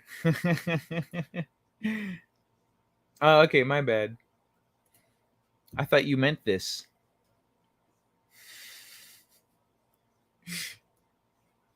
Oh, yeah. I mean, no, that's right. I thought it was a real update until I read this part. Then I realized it was a joke. So I got it. I just didn't get it right away, Mikas. I guess I could have said anything else and would have been funny. No, it's just like you set it up, and then I was reading it like I was like, oh, there's an update, and then I saw, oh, okay, he's joke. Who would plant a fake big ball in the middle of a field and write stuff on it? This isn't a big ball. No, this is a little tablet. The big balls is in a different part of the world. Disgruntled former tax collectors. So it would also help to dispel. Oh yeah. This type of writing is more characteristic of the very beginning of the late Bronze Age. Era 2, horizon around 1400 BC. Stripling noted, for those who want to push the Exodus date way off into the future or argue that it was metaphorical or something like that, this is really problematic for them. Like Stripling, Evans believes Hebrew scholars were writing religious texts during the time of Exodus and even earlier, and the tablet backs his belief. What this would suggest is that skepticism that there wasn't really anyone around that could write anything, that nobody could write Hebrew that far back, is just an unwarranted skepticism. While Stripling is a scholar at a religious institution, he maintained that his work is not intended to push religious agenda. We've always said that it's about illumination. We're not looking to prove anything. We're just trying to get clarity. Okay. Interesting. Oh, let me see.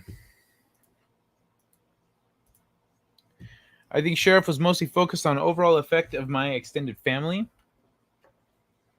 They tend to lean toward violence and overreaction. He is concerned about blow up between families. Oh, okay. That makes sense.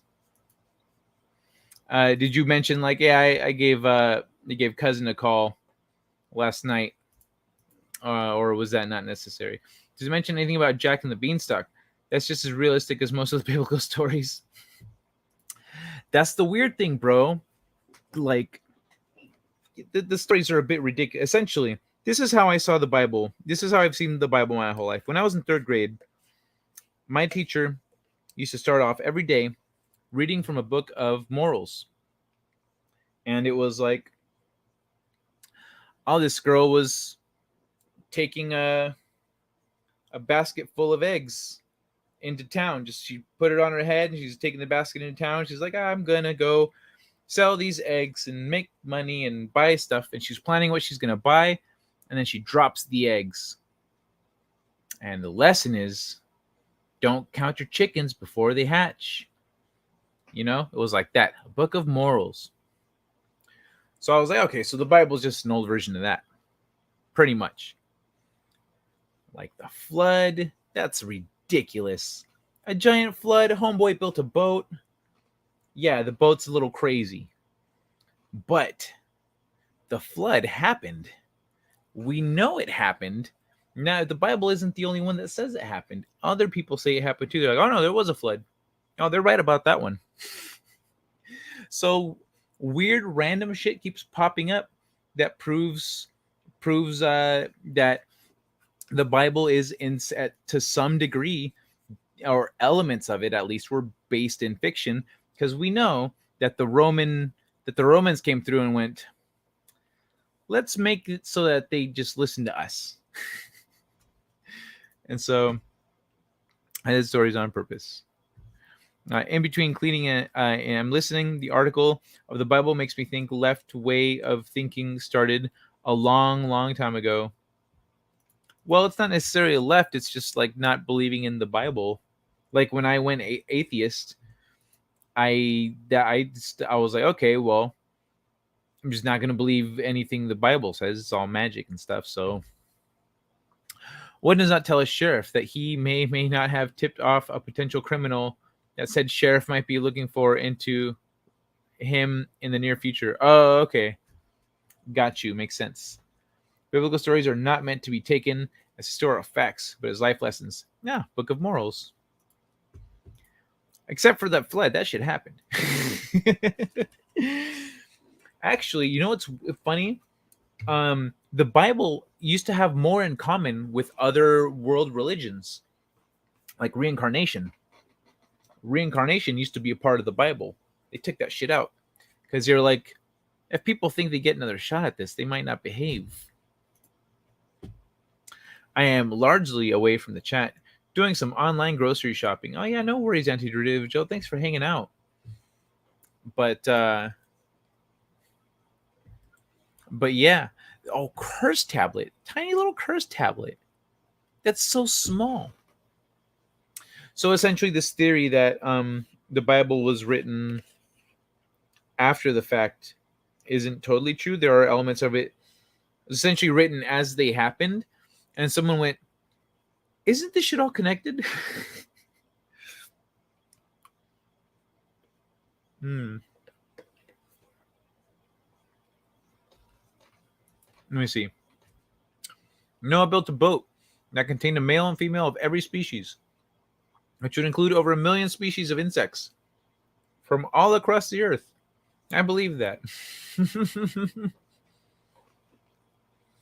Yeah, see?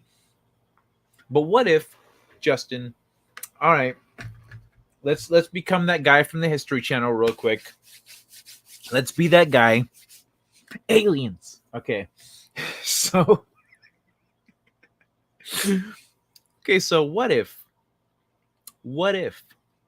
because we see spaceships and stuff and Indian stories, biblical stories essentially describe there's some stories that describe what seems like a ship coming out of, like, passing through dimensions and appearing.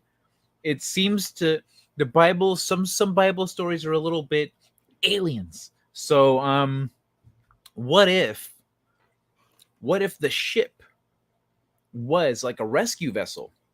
What if it was aliens or sorry, or ancient humans with advanced technology, or something like that? Like the people of Atlantis were supposed to be really advanced. So what if it was a ship, like a ship?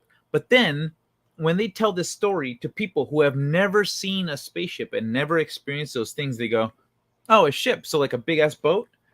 Okay, with like the male and female. Well, I mean, they were genetic. No, they weren't literally on the boat, bro. Well, then explain to me. Okay, fine. They were on the fucking boat. How is that guy gonna understand that when he's writing it down or like telling the story? He's like, my grandpa told me this story of the flood, which we all know happened, but he said a homeboy over here built a boat, but he doesn't know that his grandpa meant spaceship. He's like, we used to see them all the time, not so much these days, because everyone died, but aliens. Noah really wanted those bugs to get it on. Well, supposedly, the way the Bible tells it, no sex drive. And all the animals, while they were on the boat, they had no sex drive and no like will to hunt each other and stuff. The lions and the sheep were all just hanging out, just chilling. Seems legit. But that's why I'm saying, what if it was like genetic vials and they could remake animals and repopulate parts of the world or something, which wouldn't make sense. Why wouldn't you just let things go about their business, let animals move in on their own? I don't know. It seems silly. Greetings, Deej. Good to see you, man. Maybe humans were a colony from another planet. Yeah, entirely possible. That's why I was saying it could be ancient humans with advanced technology, because that's one of the theories, that Earth is just one of many colonies throughout the cosmos. And a lot of times when we see aliens, we're actually seeing ourselves. We just don't know it. It's like that movie. All right. The one where he goes to on a trip. It was a Nolan movie with the gravity wall, the gravity ocean and stuff. The Nolan movie with the stupid looking robot, and then he's in the fifth dimension. He's in a fifth dimensional tesseract or something like that, and he's trying to communicate with his daughter. That one. Like, it could be like that. People keep diaries and write books of their experiences later. Yeah, it's true.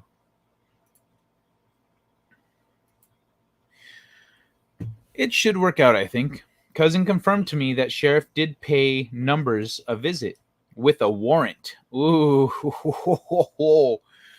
Found nothing to connect him to the alleged vandalization.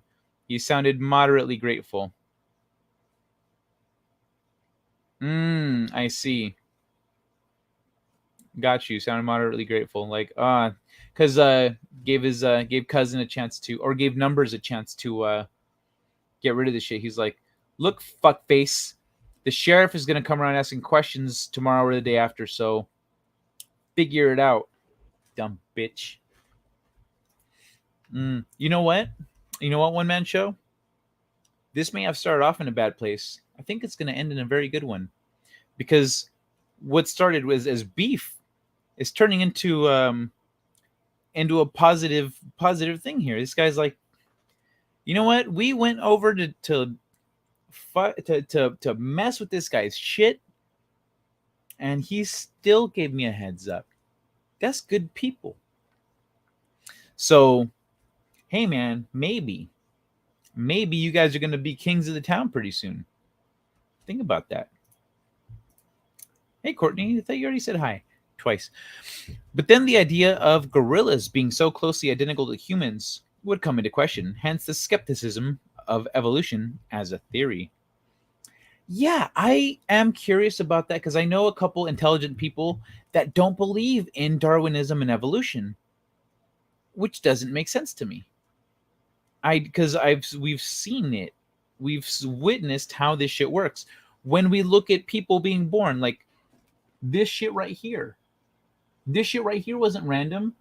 My family, on my mom's side, all has a recessive gene for it. Green eyes are actually, I guess, not too uncommon in Guatemala. And then these are like specifically very much my dad's color. They're very much my dad's eyes too. So my family had the recessive gene, and my dad had the dominant, or I guess it's always a recessive gene when they're light colored.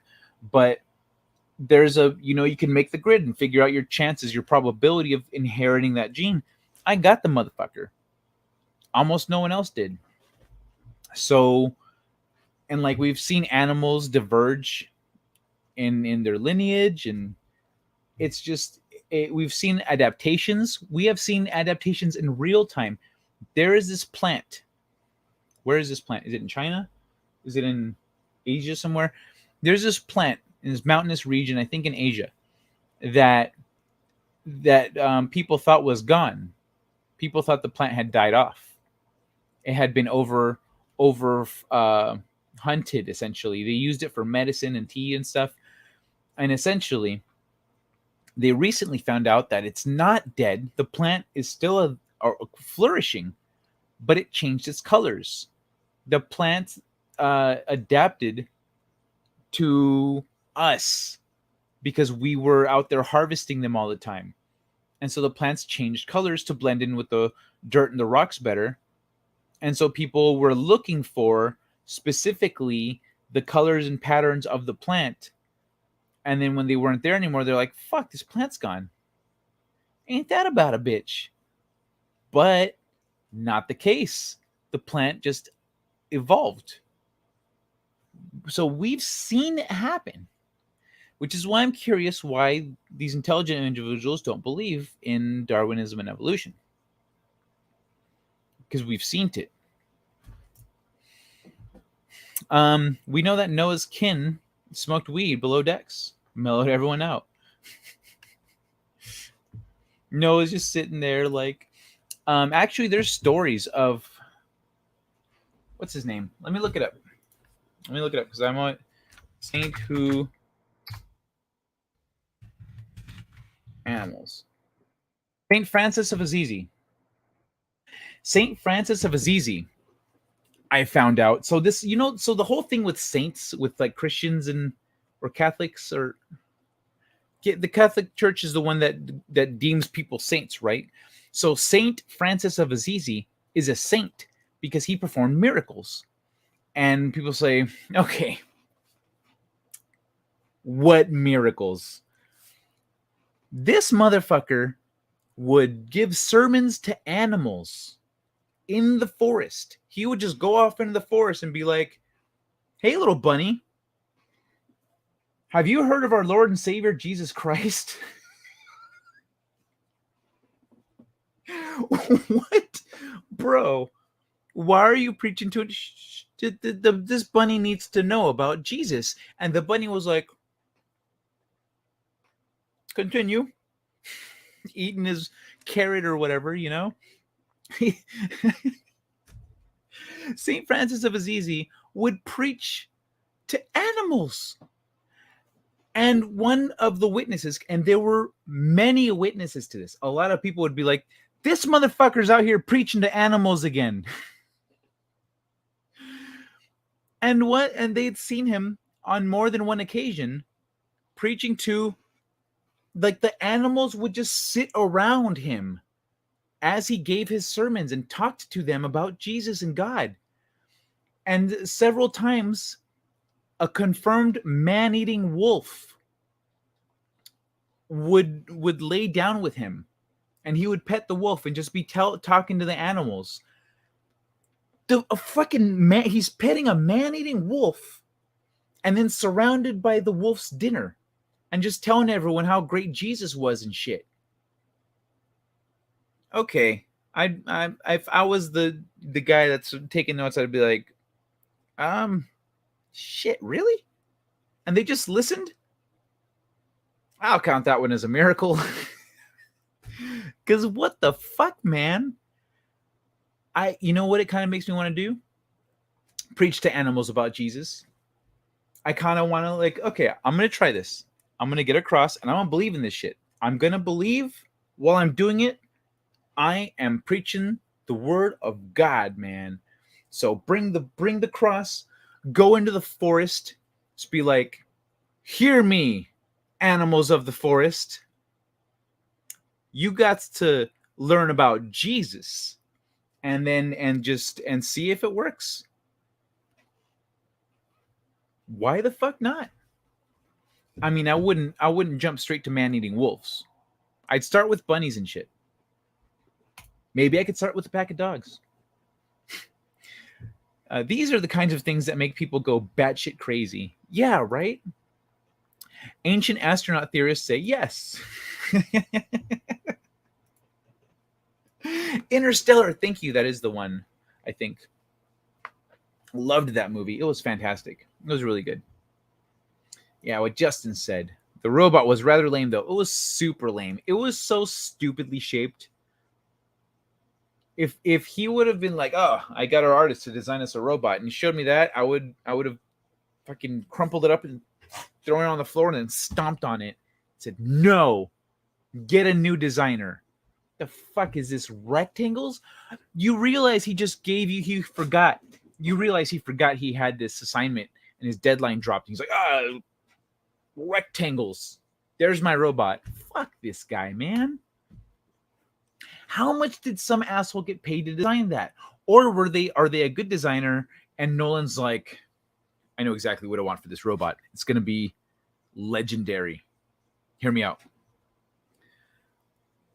Rectangles. Really? You got anything else for me to go on? Rectangles.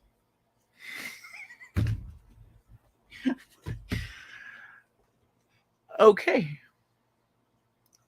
Rectangles. All right. Give that one a shot, Nolan. How's that? You threw a rhombus in there? You were a genius. Okay, Nolan. Look at the book of Ezekiel. What the F was that come down? What the fuck was that come down? I don't follow. I haven't read the Bible. I've read parts of the Bible. I went to church school for a while. I learned all kinds of Bible information. I've studied the Bible, but I haven't actually read the Bible. He's just one guy. Family conflicts are very old. Oh, I see. So there's like old rivalries and stuff, old conflicts and shit. Well,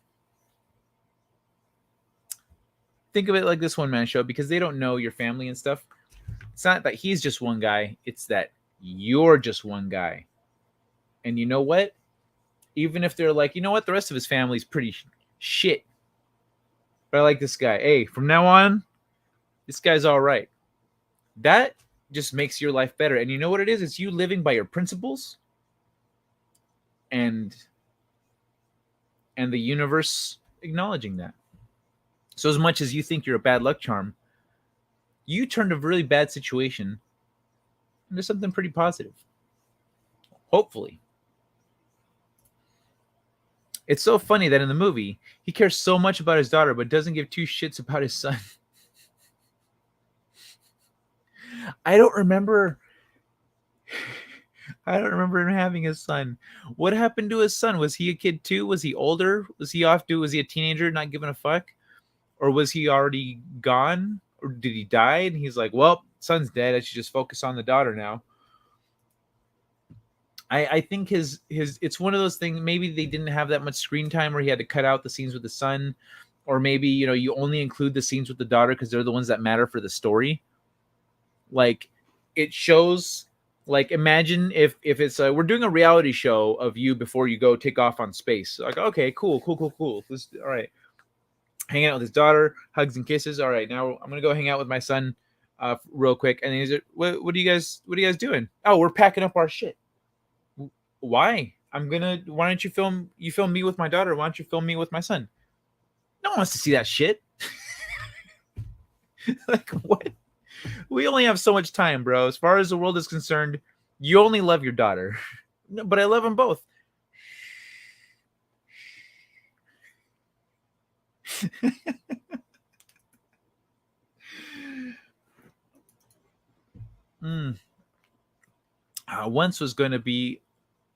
One was going to be a scientist. The other was going to be a farmer. Dad was biased toward intelligence. Absolutely fair. Yeah, that's true. And also science is a lot, like one wants to be a scientist. That's going to take a lot more work than becoming a farmer. I mean, as in day-to-day work, the farmer is out there doing farm shit. But like the scientist, that's a huge investment. That's a big hill to climb to get to that place. If she were to get halfway up to being this big time scientist and goes, fuck this, I give up, she could just go be a farmer tomorrow. No problem. Easy peasy. She just give up and go be a farmer. And she'd have a brother that could teach her everything she knows. I mean, everything he knows, because he's already a farmer. She doesn't need any extra love, encouragement, whatever. Like, I mean, he doesn't. The farmer doesn't. The daughter does. The scientist one does. So, because I don't want Deej to think that I think farming is like some bullshit, no work profession. Like, I know it's hard work. It's just the journey to get there is like, there's a lot more steps to becoming the scientist to do space stuff. Need to go check dinner. Back shortly. Yeah, no problem, man. Just came back. Is Strange Lunatic still here? I'm not sure. I'm catching up on the chat. Guess not. That was half hour ago. Hi. Oh, okay. Oh, it was a half hour ago. I do believe in evolution. My pastor explained to me that a day in God is like 1,000 years. So each 7 days that are spoken in the Bible are not in the day that we understand. I agree with that.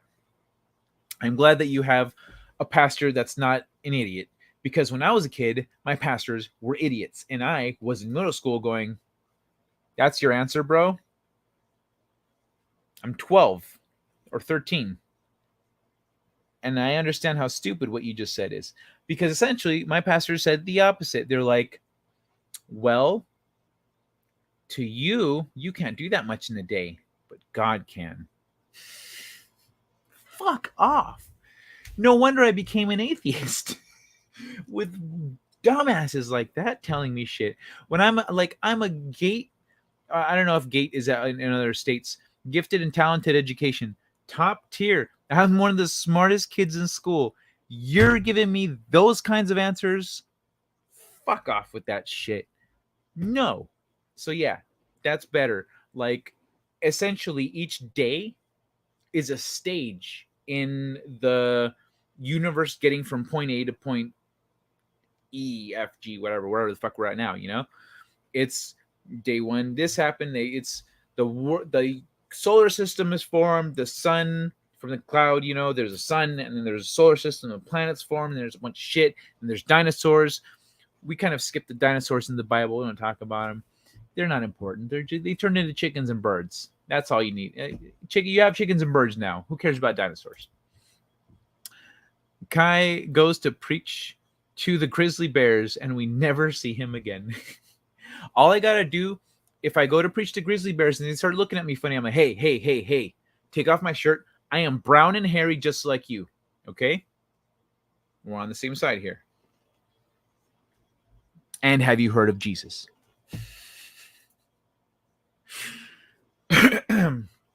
Pardon me. Also, when running from bears, run downhill. Because they can't do that. They'll tumble over themselves because their front paws are shorter. And so they can't run downhill. Interstellar is crap. Ant-Man did in 6 minutes at the end what the entire movie tried to do in 3 hours.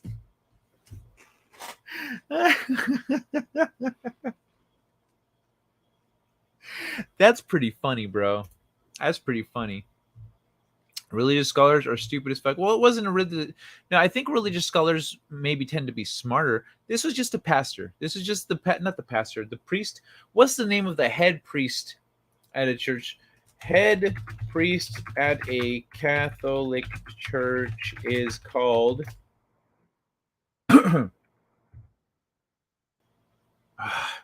Not the Pope, you fuck. God damn it. All right. Anyway. The fucking priest that ran my local church. I've talked about him before. He was a dick. But that guy gave terrible answers. That guy was trash. And then there was a priest or a pastor, whatever the fuck they're called, that was awesome. He was awesome. He was young. He would make jokes. He would explain things from a more understanding, heartfelt, bigger, pictured place than like, well, God could do it in a day. Don't be hating.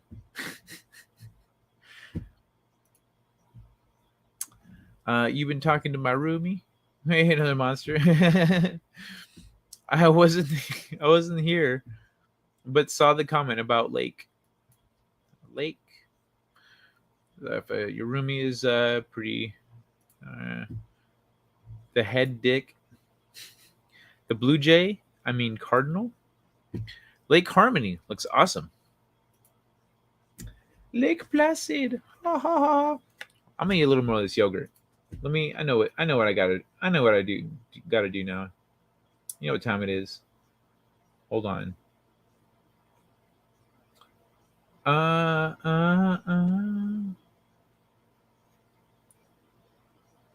There it is.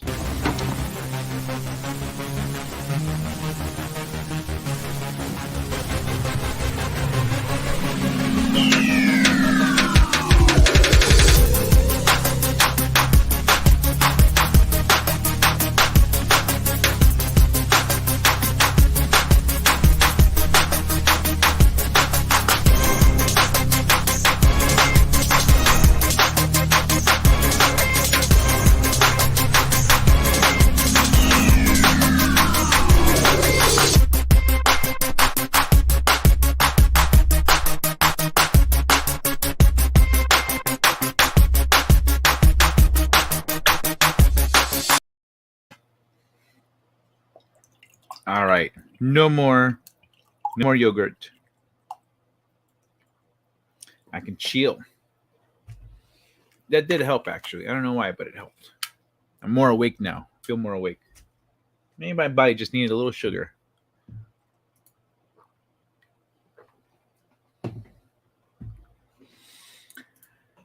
Wait, what are you talking about? Back. Funny thing is, through all of this, I have not heard one word from my relatives. Not surprised. It's just funny. Do they know? I'm sure they know what's going on. Right? They had to have heard about the shenanigans going on around town. But at the same time, I understand. I hear you. Not surprising. But also, they're probably like, He'll be fine. You know, they may be a little lacking in warmth and affection, but I'm pretty sure they also are like, he doesn't need our help. And if they had stepped in, imagine what would have happened. The way you handle things, far superior. As a farmer in the past, there was no days off. You plant and harvest, but tend to all around you. Livestock was a main concern and staple in life, as they would feed you in the end, as God intended. Yeah, I wasn't saying like I was saying. It's not like I was saying that farming isn't hard work. It's just that, like, if I want to just say fuck the city life and all this shit, I'm gonna go start farming. I could just buy some books on farming and go do it. I could go learn from someone. I know a guy who grew up on a farm. My former neighbor grew up on a farm, and his front yard was a little farm, and he had rotating crops all year round. And if I could go learn from him, I know where he lives, down the street from where I used to live. I haven't been there yet.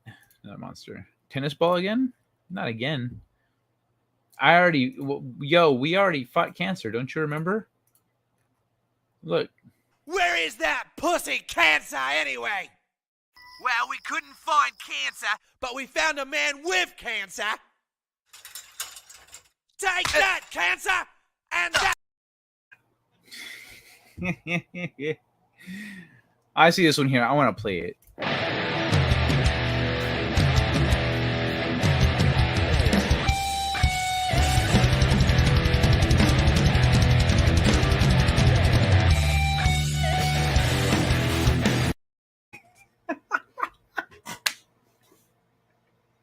I love it. He just goes down like a rag doll. Goes, ugh. Oh my god. But yeah, it is an everyday thing. I know farming's it never stops. You can't take a day off. You go do your thing every day. I haven't been there yet.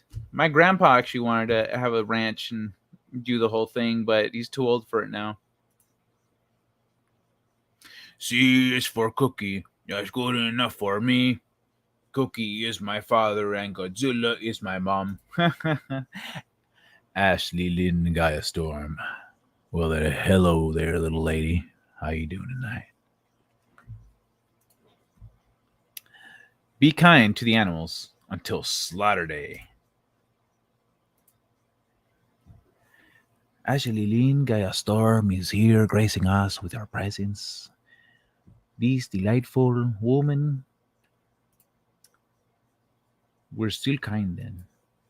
This delightful woman is always full of kindness, and she spills it all over the chat, so please show her a warm welcome. Hello, señorita. Oh, my goddamn shoulder. It fucking hurts.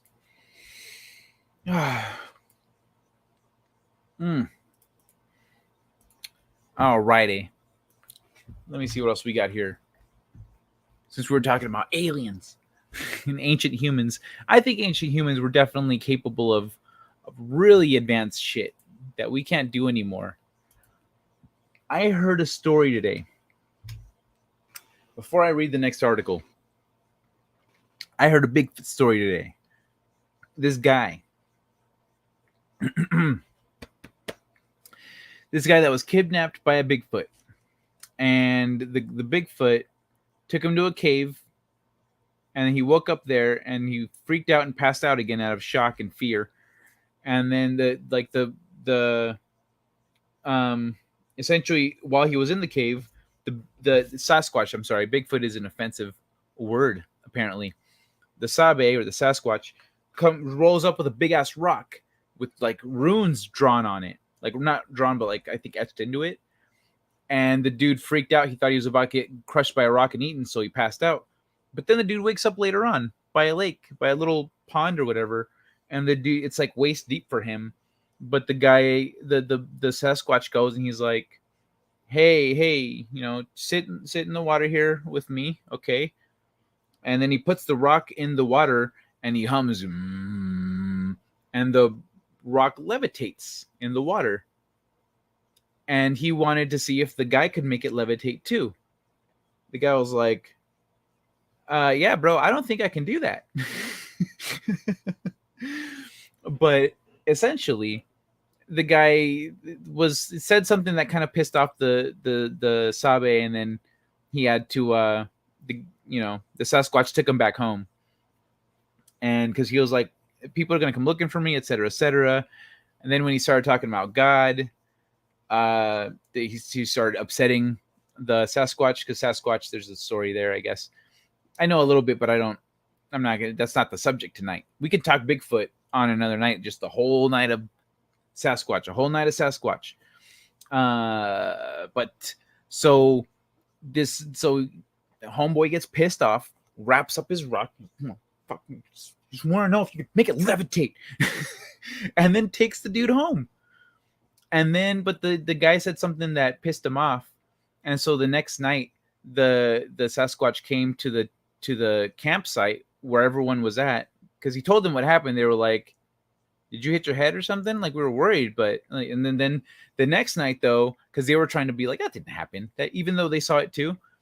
But the next night they heard yelling and stuff from the forest, because the guy asked the Sasquatch if he was Cain, and he did not take that kindly. So the next night he was like, I'm not Cain, and he's like out there roaring and making like noises, because they can hear him. They can hear what they're saying. He could hear him in his mind, but like he was roaring and speaking his language and stuff. But yeah, apparently Sasquatch gave up or lost their purity and their connection to the divine. And so, but like we didn't, we're still like divine spirits and stuff. So when you bring this shit up to the Sasquatch, it pisses them off. At least some of them. Some of them are like, I guess, are chill. They're like, yeah, that happened. Others are like, dude, I'm trying to be nice here. And so it's a whole thing. But like I said, I just started looking into more of this stuff. I found out that there's more stories coming out nowadays. So I said, oh shit, time to do more research again. Because years ago when I was looking into supernatural, spirituality, and all this other stuff, there wasn't no talk about no Sasquatch. There wasn't nobody talking about Sasquatch. This time I started looking into this stuff and I found some channels talk about Sasquatch and shit I haven't even heard of, like Dogman. What? Pardon me. Wait, what's going on? Courtney's leaving?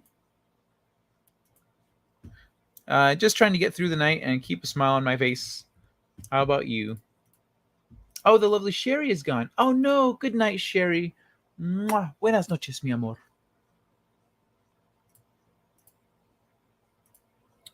Goony goo goo. Goony goo goo. Just trying to get through the night and keep a smile on my face. Have a good night. Why are they saying bye? Oh, that's right. Because Sherry's leaving. Good night, Sherry. Sweet dreams. And remember, if you get taken by a Sasquatch, just ask your angels for help. Just be like, hey, I don't know if you believe in God or not, but it's a good time to start.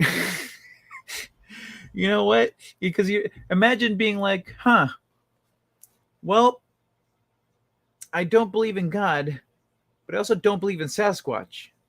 I'm being carried away by a Sasquatch, so I should give that other one a shot. Like, I'm just going to roll the dice on this one. Are you up there, bro? What's this guy's name? Luke Skywalker? I mean, he's probably tall enough to be a scout, right? Because they're big. Take care. On my way to Canada. Are you really? What? Sherry, you're going to Canada? Why? I thought you were going to Florida. What's in Canada? Or are you going to Canada while you still live close? You're like, fuck it. All right, if you go camping, remember, I don't know. Tell the Sasquatch, don't watch out for the Sasquatch. If you hear hooting in the forest, go the other way. If you hear a voice in your head, it might not be yours. Had fallen asleep for a little, then woke up, and now I'm up. I'm gonna clean. Is that your feminine instincts kicking in, Miss Ashley? Is it cleaning time? Are you, what's it called? Nesting? Smilix always keeps a smiling on my face. Side effects include depression, suicide, hives, herpes. Courtney, you always should have a smile because someone always loves you. Oh, you guys are sweet. Thanks. East Coast Sasquatch are much more laid back than West Coast Sasquatch. According to who? According to who? Another monster. Because I heard that the motherfuckers in Florida and Texas are not very nice. I heard that the ones in Florida and Texas are like kind of mean and territorial and stuff. Why are the East Coast Sasquatch more laid back? And the West Coast ones, I heard like we got Yosemite over there. No, I guess there has been disappearances in Yosemite and stuff. And but I've heard stories, both kinds of stories from all around the world. At least from what I'm seeing here, it's pretty consistent that it's kind of everywhere. It's nuanced. It's not like West Coast, East Coast. See, no Biggie Tupac situation with the Sasquatch. But yeah, I guess when Mount St. Helens blew, the government sent helicopters over to check them out and make sure they're okay. And they took some got airlifted out of there, and they didn't make it. The ones that got airlifted, they were in too bad a shape. But the other ones, most of the other ones survived. They had to have, some of them had to have skin grafts, but what's it called? But yeah, really. So wait, yeah, what have you heard there? Another monster. Then again, big hands, big foot, big something else.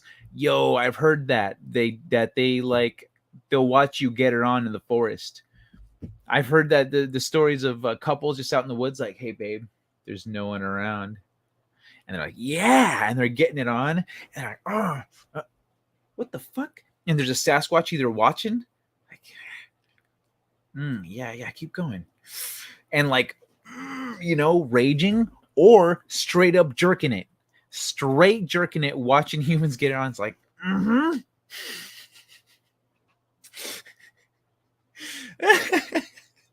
Imagine if the Sasquatch, just to be a dick, or like, okay, imagine teenage. Okay, all right, no. Okay, so what the thought came from was, imagine if the Sasquatch was like, ran up while you're getting it on, before you realize, just like busts on the couple and takes ruin the mood. They jump into the river like,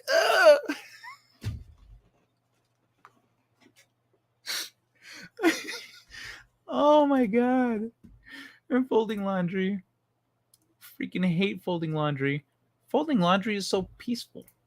Dude, sleep paralysis, man, is always out to get me. I've heard sleep paralysis, I've heard a mix of things. Sleep paralysis, man, what are you talking about? I haven't heard of like a particular being or entity that does that. I have heard of people who have they have a weird encounter with like a specter, and then they end up being cursed for it, and after that they have sleep paralysis and they have nightmares and stuff. But which is weird. It's weird. All I have left to fold are my towels. Finished the rest yesterday. I looked very domestic when the sheriff showed up. It was 80 degrees Fahrenheit, and I was taking my laundry off the line when he showed up. Sheriff's like, look at this peaceful motherfucker right here just trying to live his life. Now imagine someone trying to eat dinner to this charming conversation. Oh, so your dinner's done. Okay, sorry. I'm sorry. I mean, one man show. I'm sorry, man. I have an iron stomach, so when people like, I don't understand when people are like, sometimes you'll just mention something that's not even that gross, and people are like, I can't eat anymore. Really? Well, I'm still hungry. Do you mind? Sorry about that. I could ruin it, if I could make it worse. I could make you lose your appetite. I'm not gonna. According to me, Texas is southwest and Florida is straight up south. Yeah, but Florida is southeast. It's still East Coast because the coast of Florida is east. So essentially, when you say east, I think from the bottom of Florida to Maine. It's at the top, yeah. Because I was thinking which one's further out, which one's further up, etc. So yeah, Maine down to Florida. That's the East Coast, the whole thing. And so yeah, but I mentioned Texas because I've also heard that. I've heard essentially that Texas and Florida Sasquatch are like meaner and more territorial and stuff. Okay, that would be a good messing with Sasquatch commercial.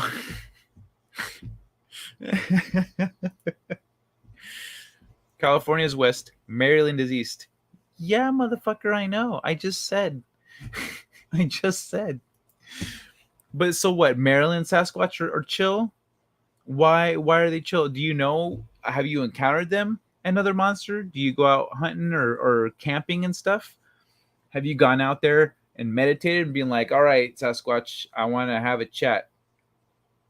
Fun fact. I brought weed. Oh, I wonder if the Sasquatch would like to get high. Oh my God. That's what I gotta do. That's what I gotta do. Okay. Whenever I gotta see if an outdoorsman will take some weed up with them, and if they encounter a Sasquatch, be like, hey, I got a request from someone. And they want to know if you want to get high. Imagine the Sasquatch are like, what? You mean I don't have to steal it? Yes.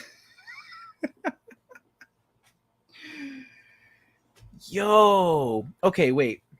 But essentially, an adolescent would be bigger. It'd be over 6 feet. And adolescents are over 6 feet. But the adults are big. They're like over 8 feet. 9 feet. Oh, yo, I hear the Sasquatch in Afghanistan and in the desert over there are Iraq and Afghanistan. You know, I hear that they are fucking mean. They are brutal, bad motherfuckers. One of the stories I heard today was about one taking out a squad of 10 by itself. Illinois doesn't have any Bigfoots. We have Deer Man. I've never heard of Deer Man. Also, Illinois doesn't have any Sasquatch. I don't know, man. I think why wouldn't they? Why wouldn't you? Like if there's forests, then why wouldn't there be some there? Deer Man. I want to look up Deer Man. I'm gonna go back on topic, but oh, that's a crazy looking motherfucker. Cryptid whose legend originates in the folklore of North America.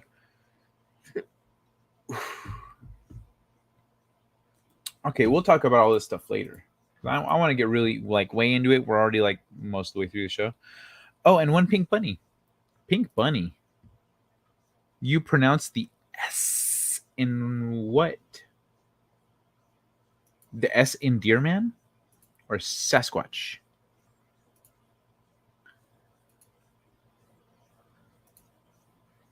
Have you hit the TOEI story?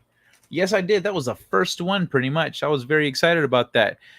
Pretty much, they're back, baby. And One Piece is back on the 17th. April 17th, we're getting more One Piece. No news on I didn't see anything about Dragon Ball yet, though. Illinois. Oh, that's right. It's Illinois. Illinois. All right. Here's one. All right. The next story, it's the last story I've got here, actually. This is the last story of the night. The last one I've got picked out, at least. I could always read another one if I feel like it. But if you guys want to keep talking about Bigfoot and stuff, about Sasquatch and whatnot, Sabe, etc., Deer Man, Dog Man, yada yada, werewolves, we can talk about that a little more. But we should do a whole show on that. Maybe tomorrow. I'll see if Pete wants to come by and hang out tomorrow and just talk about all this stuff. But it's really late for him. I don't want to keep him up. He's got a family. All right. Let's check this out. This is going to piss everybody off because this motherfucker, this 38-year-old, sorry, I said motherfucker, I meant this 38-year-old, makes $160,000 per month in passive income after losing his job. I work only 5 hours a week now.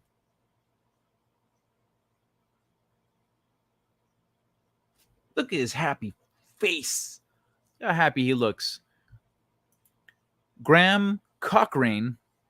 Oh, okay. Well, he didn't exactly look out with his name. Founder of the Recording Revolution, started his business in 2009 during the Great Recession. Growing up, I loved music. And I had my... Oh, wait. I'm going to check here real quick and see what you guys got. It's cute. Nice. That's probably why I do it really nice. Because even when I say nice, I say nice nowadays. It took time. You don't pronounce the S. Illinois. All right. Where's Pete? I don't know. He's cool as fuck. He is. He wasn't on tonight either. Laundromat? Possibly. Growing up, I loved music, and I had my sights set on becoming a full-time musician. I followed my dream in a practical way, working a corporate 9-to-5 as an audio engineer while growing a business as a freelance music producer for indie artists on the side. But in 2009, at age 26, I lost my job and decided to take my production business full-time. I still struggled to make ends meet, though. I made between $800 and $1,000 per month, while my wife earned between $500 and $1,000 per month as a photographer. On top of our freelance income, we lived off our savings and food stamps. We also became new parents. That's when the financial pressure really started to kick in. So later that year, I decided to start a music blog, The Recording Revolution, out of desperation to make more money. I figured that having an online presence would help me land more production clients. It took me some time to learn how to turn it into a profitable business. But fast forward to 2022, and I'm making more money from my online business than I ever did as a producer. The Recording Revolution alone grosses $40,000 per month. Damn. The blog alone grosses $40,000 per month.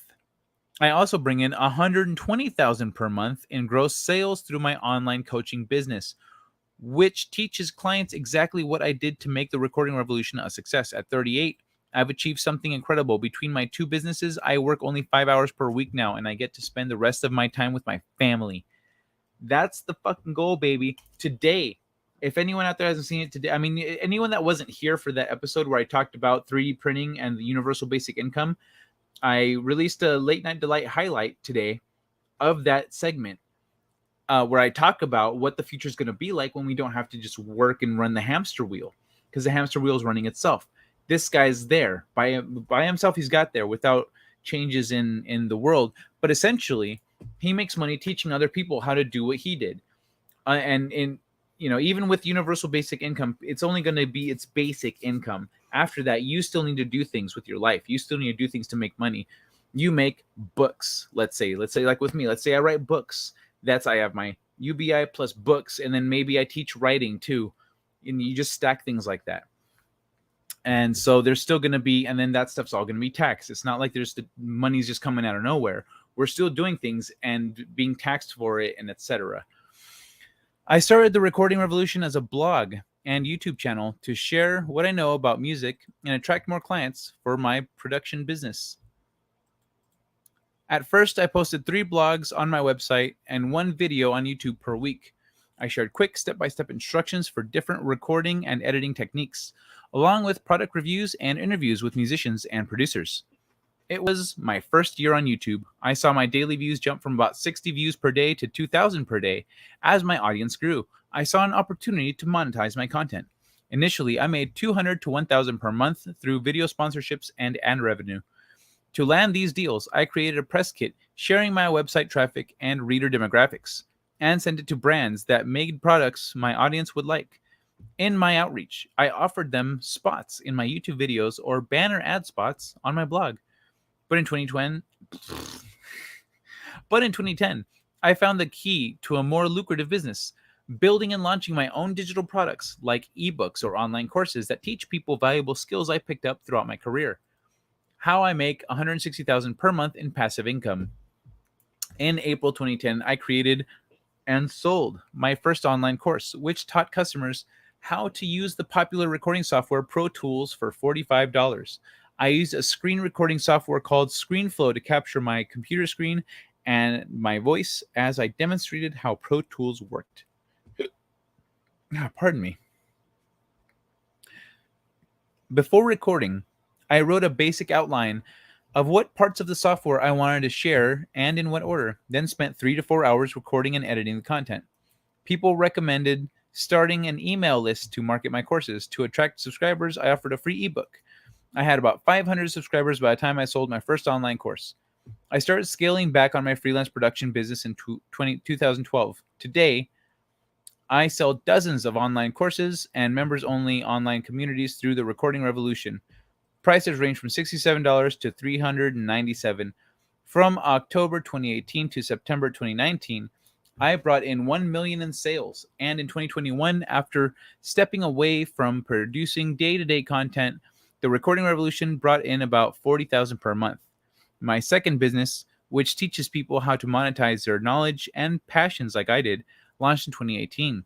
Over the last 6 months, I've generated $120,000 per month in passive income from an online course called the Automatic Income Academy, my 6-figure coaching community, a high-level business coaching program called the Epic Mastermind, and affiliate commissions from a company called Kajabi. Right now, roughly 2,800 business owners are using my coaching products. The goal is to help them grow an online business while working fewer hours. My best tips for aspiring entrepreneurs. Starting my online side hustle, then committing to it full-time changed my life. My original dream to be a musician has been replaced by what I'm doing now, helping people live a more lucrative, flexible, and meaningful life. If you're an aspiring entrepreneur, here are my top 3 tips to help skyrocket your earnings. Oh, free advice from the guy that makes money doing this shit. Let's see what's what. You taking off, or is another monster taking off? Another monsters. I'm falling asleep, y'all. Peace, love. Take care of yourself, another monster. Illinois. That's how I remember to pronounce it. Not proper English, but it works for me. Illinois. He will have a show tomorrow night, another monster. Of course I'm happy. It's great to be at the apex of a pyramid scheme. That's not actually by definition a pyramid scheme. A pyramid scheme is someone else makes money and you get some of it, and then it goes up to somebody else, and it's until it gets to the top. When you're offering a service, there are 2 main dials you can turn to make more money: getting more clients and raising your rates. But this can be a problem because there are only so many hours in a day to take on clients, and there's always a limit to how much you can charge in your industry. The turning point for me was when I got the idea to turn my knowledge and audio mixing and recording into an online course. Selling digital products provided a passive income stream that allowed me to make far more money in a day while putting in less time than I did working as a freelancer. Give people a free sample of what you can offer. A core belief of mine is that givers prosper. My entire business is built around giving the best free educational content, even when I could charge for it. That's why I have a blog, YouTube channel, and podcast. It seems counterintuitive, but here's why it works. Every piece of value-rich content I put out in the world acts as a magnet to draw people in. Through the power of a Google or YouTube search, it's a way for people to discover and build trust with me. Then, when I do sell a premium product, they are ready and willing to pay for it. Build automatic systems. This one's important. Working only 5 hours per week helps me avoid burnout and allows me to spend more time with my family. This wouldn't be possible without having automatic systems in place. For example, almost all of my marketing and follow-up communications with clients happen through automatic emails. When people find my content, they have the option to sign up for more exclusive content via email. Once we're in contact, I have dozens of pre-written emails that automatically send. Those emails offer business insights, tips, and techniques, but also share which of my products they'll benefit from the most. Focusing on email means that I don't spend hours on social media soliciting people in their DMs. I let content and email automation do the heavy lifting for me. So those are his 3 tips. Build automatic systems, give people a free sample of what you can offer, sell your skills to earn passive income. Yeah. So Deej, for example, remember earlier when I was saying that the scientist and the farmer and the 2 paths that they take? Deej could record videos about farming while he's out doing his thing, living the farm life. He could like pull out his phone and be like, hey, here, so this is a thing that happens. This is how you fix it, yada, yada, yada. And then when he's ready, he could just start dropping all that shit as free farm, learn the farm life with Deej. He could have cookies. Yeah, but he's sad because he's straight out of cookies.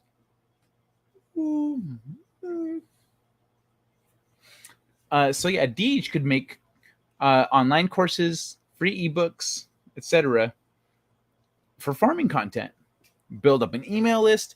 People, essentially, Deej, think about this. Think about this big push right now to learn to farm in your front yard.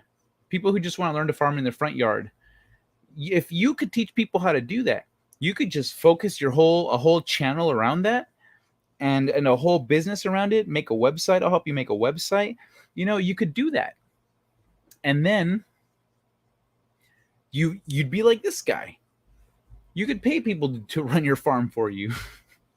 You could just kick back every day, just do a few things, send, and then go about your life.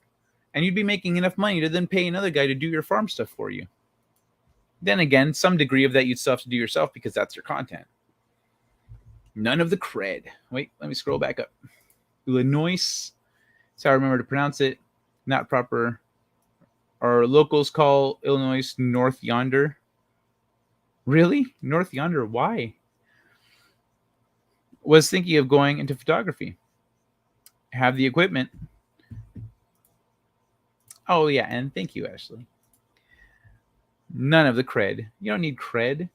Take good pictures. That's your cred. You take some good pictures, you make a website or a Behance or an Instagram. Just throw your shit up there. You can go, I'm a photographer. Here's my stuff. Look it. And people go, oh, shit, you take good pictures. There's your cred. There's your cred, man. Eldridge, how are you, sweetheart? I would actually buy into that farm thing. Deej, are you still here, motherfucker? Are you listening? He's gone, isn't he? You don't pronounce the S. He left after I pronounced the S in Illinois. And then I kept pronouncing the S in Illinois. That's what happened. Damn it, Deej. Damn it, Deej. Where are you? See, that's the thing, Rita. I know it would. I know that'd be great. That would work. But, yeah, I'm not a farmer.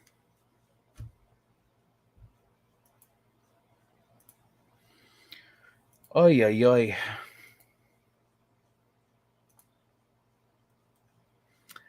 But I think that'd be great. Anyway, that's the last one. Motherfucker makes a lot of money. 5 hours a week? Shit.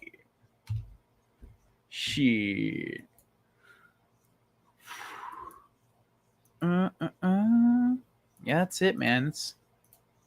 That's everything. Ay, ay, ay. Hey, somebody come get her, she dancing like a stripper. Hey, somebody come get her, she Trying to crack my neck there real quick. So, I guess let's just hang out now, because that's it. That's all the articles. Shit, that's what I need to do. I know, right? Anything that we can do to teach people how to do things, we should do it. And we could make money off of that. We have to have like a free version that we send out, and then we have the paid version. I would buy a farm. Fuck that. I wouldn't. If I were in the 19th century.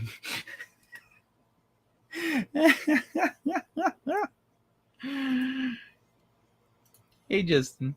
You still doing the tarot thing, Ashley and Gaia Storm? Yeah, you still doing the tarot thing, Ashley and Gaia Storm? You do tarot, Ashley Lynn? How good are you? Are you like one of those people that's like, I do tarot, and then you're like, 4 of Cups. Pull out your little book. Okay, so the 4 of Cups means where's your tarot game at? What's your tarot game at? I have 20 acres, but I don't know what to do with it. What? You have 20 acres, Rita, and you don't know what to do with it? Where are these 20 acres? You know what? I'm full of ideas. If you want to brainstorm, hit me up in a PM. Just send me a private message, and we'll meet up like this in a StreamYard, but like a private one, not like on a stream. And we could just chit chat and spitball some ideas. But there's a lot you could do with that. There's a lot. You could practically build a small city with that. The majority of my property is occupied by the deep, dark woods. One man show, have you ever had any encounters with Sasquatch? I mean, you guys live in an area that I would imagine has some paranormal stuff going on. Now, I mean, I do pull out my book, but it's kind of just a guide. Okay. I used to have 40 acres, but I sold half. Why did you sell half? Because you didn't know what to do with it? Well, let's brainstorm on those other 20 then. That's a lot. How much is that? That property was an acre.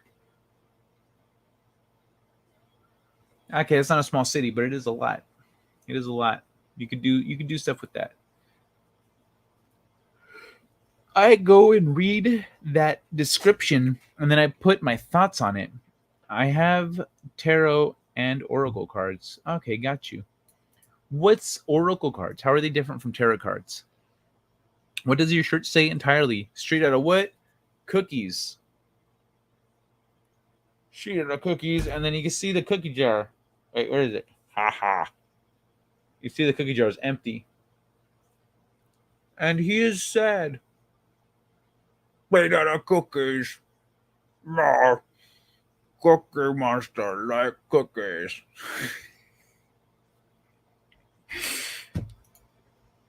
We will just grow weed. I'm in Iowa. Sasquatch? No. Animals aplenty, but not the big furry. Could see what is in the cards. I had to pay for my daughter's funeral, and the laws here are such that I could only divide my property once. I understand. Okay. Oracle cards bring different insights. They don't go by the actual tarot deck. So there are different, like, bunch of cards. Like the tarot deck has like cups and knives and stars, horseshoes, blue moons, and red balloons.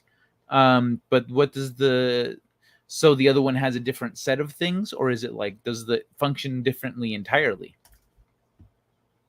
Kai, if you were to be given the chance to explore the universe with aliens, who are the 5 people you would bring with you to accompany you on your journey. By the way, you won't return for 100 years. I would bring my friend Jenny. She would want to bring her husband. And probably your daughter. Damn. Well, then do I have to pick 5 like single or like the 5 individuals plus whoever they bring, or is it just the 5? It's just me and 5?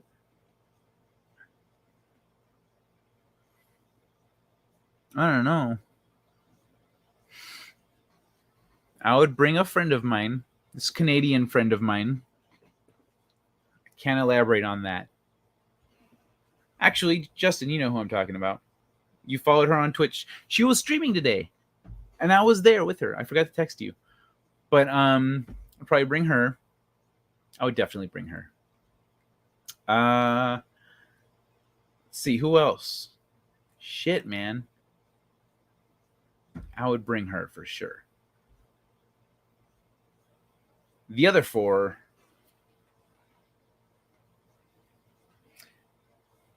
probably my best friends and their son. 1, 2, 3, 4. That's 4 right there. That leaves one more. Uno más. Wait. 100 Earth years, or like I live 100 years in like youthful form, and then I get to come back and keep living my life? Or do I just live 100 years? I'm going to come back old. But yeah, so far that's 4.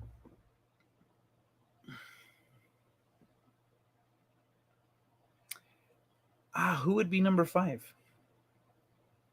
I don't know. That's a tough one.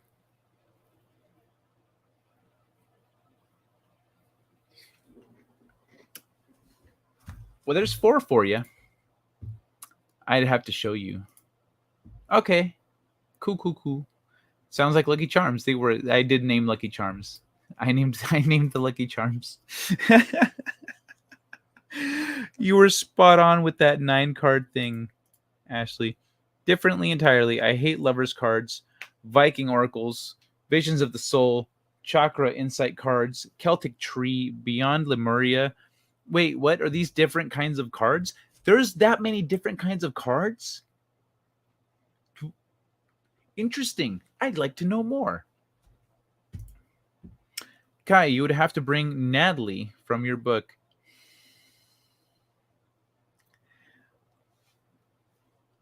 You know I can't do that. She wouldn't need a whole 100 years.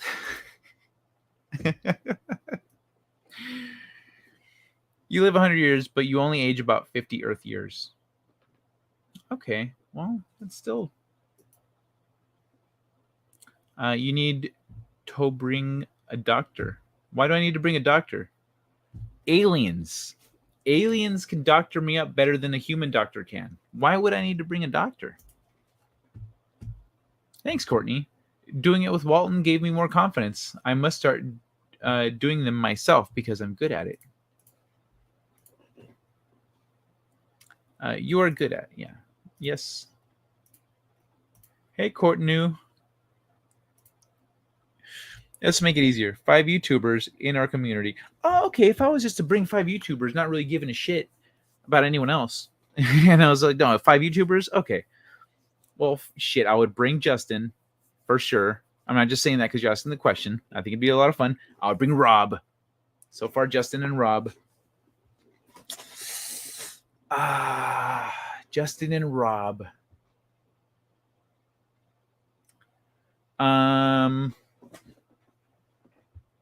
Okay, now it does get a little more complicated. In our community, okay. Let me just open up a new YouTube tab here and look through a bunch of names. Let me see what I get.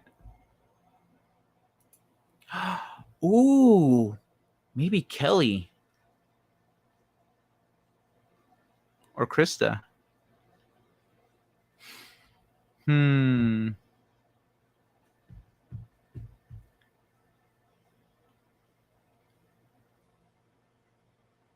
I think Mad Mardigan would be the 5th.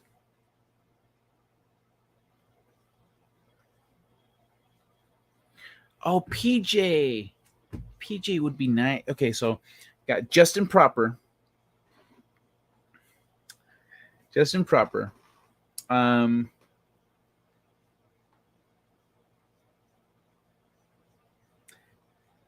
Krista.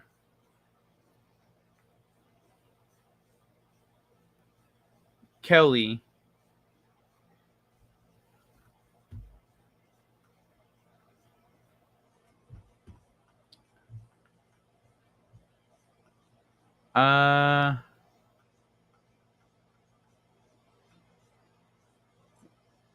Rob. Justin Proper, Krista, Kelly, Rob, and Mad Mardigan, I think.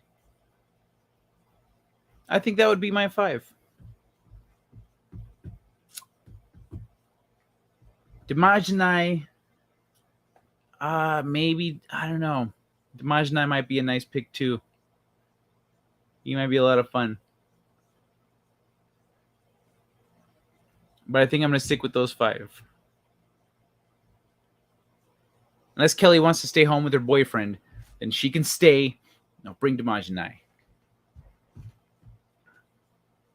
And Demajani would definitely question that decision. He'd be like, what are you doing? Are you kidding me? You're going to leave her behind? Bro, it's cool.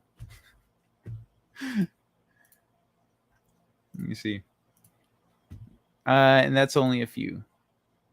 I'll do a stream one day. I'm just nervous. Okay. I'll join you. I actually almost joined you the other night, but someone on there had a really annoying voice, and I didn't want to deal with them, so I didn't. Sorry about that. They were really annoying. I was like, man, I can't. I stopped watching the stream because of it. I don't know. I write a story about aliens who tried healing a human and kind of blew it. What's fiction, bro? In modern day, they'll, the people who have like implants from being abducted, like they don't have scar tissue. That's some gangster medical science right there. Me, you would have to bring me. I bet Courtney, that would be great. Ashley wants to come along. But what about Walton? Don't you want to stay? I mean, you'd have to leave Walton behind. And don't you have a child?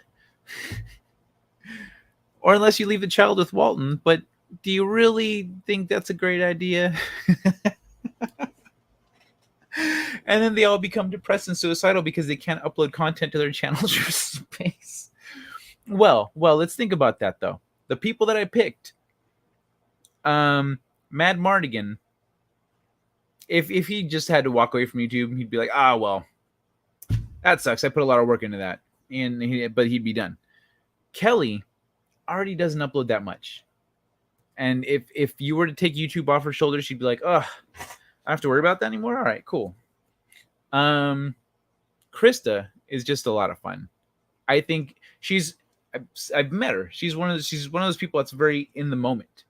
She's not somewhere else. Like, she's there with you when she's hanging out and living her life.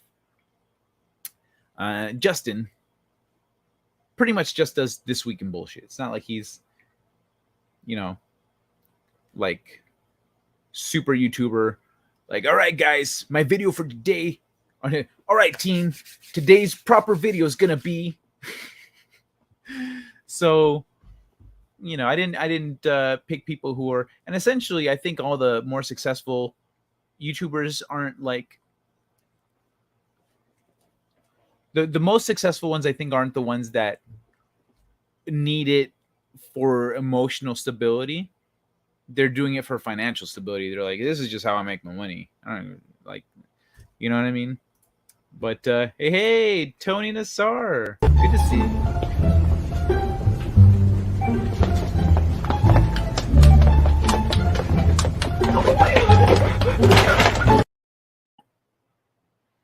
I literally named 2 women. You said Rob before. I said Justin, Rob, Krista,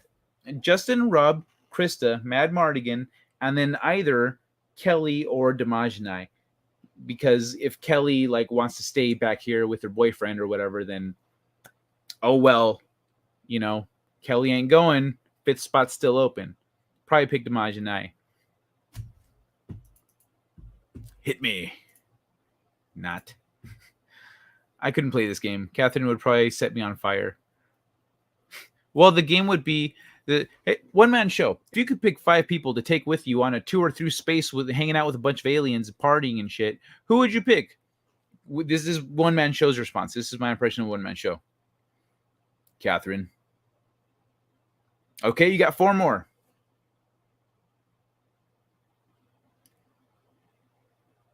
Catherine.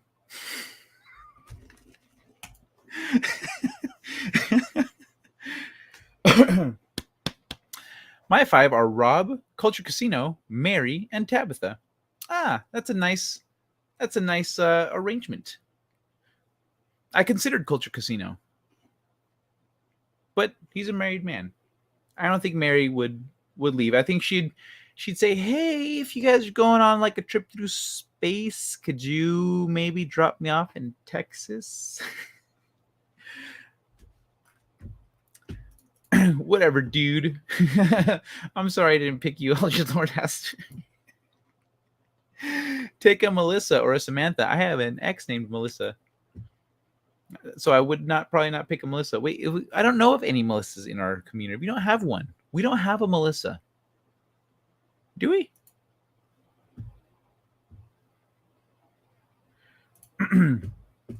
Ashley, there's nothing to be nervous about. No worries. I understand. Kai, I'm sorry about my annoying voice. What? No, not you. You weren't on the stream that I'm talking about. Fiction, or is it? No, we cool. Me and Wallen are no longer a couple. Oh, okay. But you're still friends. Well, you still got a daughter. But you'd be fine, I think. Honestly, we haven't hung out that much. So maybe you could edge somebody out of the list. I don't know. Just in case I get swept up by aliens on a magical adventure, you should work on that. Oh no, we'll be able to upload all of our vlogs from space. Nice. Hey, we're just checking out a supernova back here. Check this. Look. Let me get out the way. Look. Dude, we would instantly become the biggest YouTubers on the planet. We would. People would be making videos about whether or not we're real. This is all special effects, guys. This isn't real. Corridor Crew would be doing a debunking series on us. We would rack in billions of views, and we can't get any money from it because it's Earth currency. Yeah, right. It wouldn't matter. By the time we get back, we'd be filthy rich, but we also wouldn't give a shit at that point. If uploads work, then you may as well just be driving around the block. Well, no, the tour of the galaxy or space or whatever, of the cosmos, that's way more. Fuck driving around the block. I sent you pics on Twitter, Kai. It's the wrong button. Are these books? Oh, I was expecting more explicit pictures. I'm kidding. Oh, this is the psychic and the tarot stuff. Gaia Oracle. What is wrong with you, Ashley Lynn Gaia Storm? What the hell is wrong with you? Why are these all not facing the same direction? That's the point of this. And then visions, and then the thing, and back and forth. What the fuck? Or are they organized like that on purpose, so you can more easily find specific things? Let me see. Cards. I think. Cards. I don't know. Like spirituality, I guess. The Celtic thing. That's right. No, I'm looking this way. Celtic thing. Okay, so they're organized like this on purpose. Harry Potter is just jammed in the middle of all this shit. Yeah, okay, that makes sense. So they're organized. So they're organized like that on purpose, right? I just want to make sure I'm not crazy. Face must kick the face. Bigger YouTubers wouldn't be as interesting to see in space, except for PewDiePie. He can join us in the escape pod or luggage compartment. Oh, always Tony. As soon as you pop up, I play that shit. So maybe he wants 5 Catherines. Ooh, I think he'd be concerned that the Catherines would get jealous of one another. Take beware of the Drew. 5 Catherines would never work. You would have to know her to understand. Called it.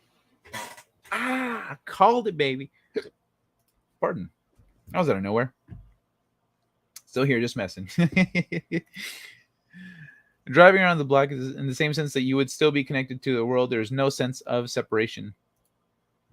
Well, technically, I mean, wouldn't you kind of be relishing recording some of these memories for yourself either way? All right, I forgot Kai. Everyone would get a +1, so it would be fair. Okay, so there's no possibly breaking someone up from their significant other. Okay, all right, that makes sense. That's way more. Okay, that's a way more like it kind of loosens up the restrictions a little bit. Because like, let's say you want to bring Lorena would be like, I've still got a few more years until my daughter's out on her own. Y'all have fun. But if you're like, you can bring her daughter. All right, let me ask. Yeah. You didn't mention +1s. Oh, okay. I remember that. He didn't see it then. Yeah, I did not. He drifts. I don't know who Catherine is, but from what I gather, 5 of them would be you in space, or with you in space would make for a great sitcom. It'd be 5's company instead of 3's company. Haha, how's that for uncultured swine? I know 3's company, which is, of course, the pinnacle of culture, of refined culture. 3's company. Eventually, there would be a Catherine Prime. That's what I'm thinking, yeah. Yeah, I was thinking that Catherine is the kind of woman that, like, even though it's herself, she'd be like, but I'm still the one. She'd be like, it'd be like Highlander. If he had the aliens make 5 Catherines.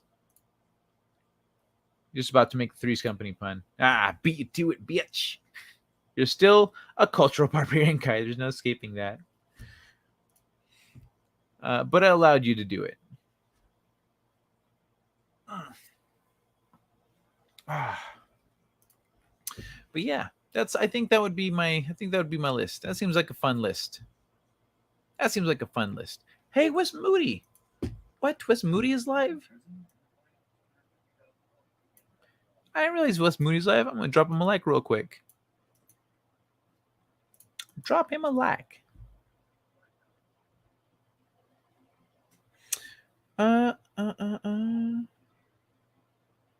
What is this?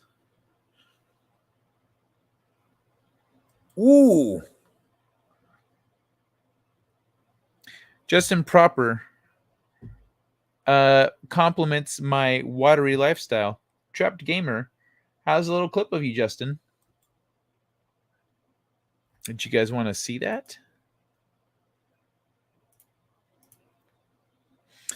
We started 16 minutes ago. Oh, okay. Wes, he just started?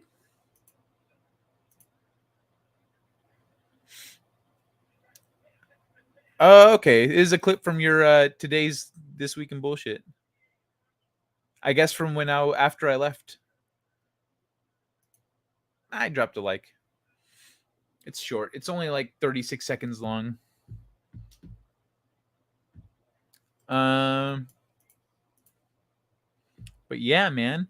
Well, shit. I guess since I am thinking of wrapping it up soon, I could send you all over here to Wes Moody's webcast if you're looking for somewhere to go. But let me see. But I allowed you to do it. If you met yourself in an alternate universe, What would be the first question you'd ask to yourself? You aren't from around here, are you? I'm in an alternate universe. Does the alternate universe me have a mohawk? That's important.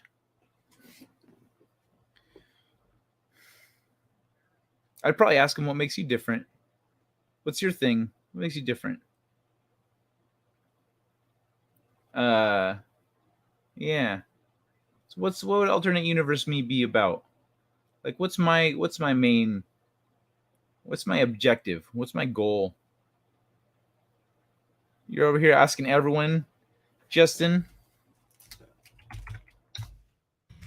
It's a trap.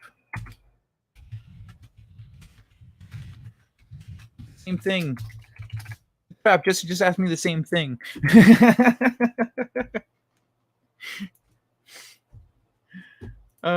Hey, Nick. Bienvenidos. Going to bed. Later on, Eldritch Lord Haster. Sleep tight, man. Sleep tight. Hello there, all. Hello, Nick. We all love West Movie Weirdcast, and yes, I have a hawk.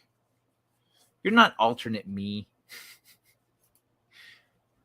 Alternate guy has a goatee, pointed ears, and absolute emotional detachment. Oh man, if alternate me didn't have a sense of humor, I would not get along with myself. In fact, I might essentially people without a sense of humor, I kind of don't trust. And so I would essentially be immediately recognize myself as a threat and an enemy if I didn't have a sense of humor. If alternate Kai doesn't have a sense of humor, this Kai is I've got my guard up. Another thing, I try to figure out if I can fight. Can other me fight? Because I might have to Highlander this motherfucker. You know what I mean? There can only be one. Sad to learn that. Sad to learn what? About people who don't have a sense of humor? That I generally don't trust them? Why? Why is that sad to learn? People who don't have a sense of humor, like generally speaking, are, how do I say this? Because it's not the always thing. And regionally, it's actually generally, because there's some people with like some military people or life people based on their life experience who they're like they might have thought that was funny years ago, but now they're just like whatever about things. But like people who like their whole lives don't have it, it's worrisome, because I've noticed a pattern in that they generally take things very seriously, and it's not always good. It's not always a good thing. And a lot of times you can't trust them because they judge you for having a sense of humor. They think that like, oh, well, this person obviously doesn't take things seriously. This person's an idiot. Like they can get mean. They can get really mean. And it's weird how like they're just like malicious. It's bizarre. But that's what I've encountered throughout my life. Not always. I met some adults because they were generally older than me back when I would meet these people. But yeah, generally I've met some people that I'm like, oh, okay, no, I get you. You make sense. You're not like, because people who don't think that things that everyone else thinks is funny, that doesn't mean they don't have a sense of humor. It just means they don't think that shit is funny, but they still find things to be humorous. It's just different. And so coming from a place of comedy, I noticed the distinction. Yes, the humor thing. What, do you think you're not someone with a sense of humor? You have a sense of humor, one man show. I don't get humor. Yeah, you do. That's what I'm saying about tastes in comedy and taste in humor and stuff. Like, even if you think something is funny, it's not like, you're just not going to relate to the same humor that might be the mainstream, or that might be whatever's going on. You know, like let's say whenever I play this,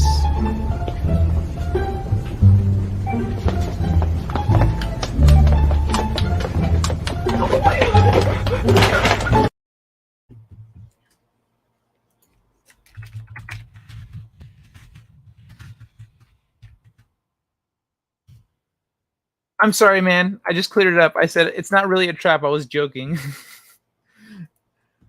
But you do see, the thing is that you just think you have your own sense of humor, one man show, and it's based on your perspective.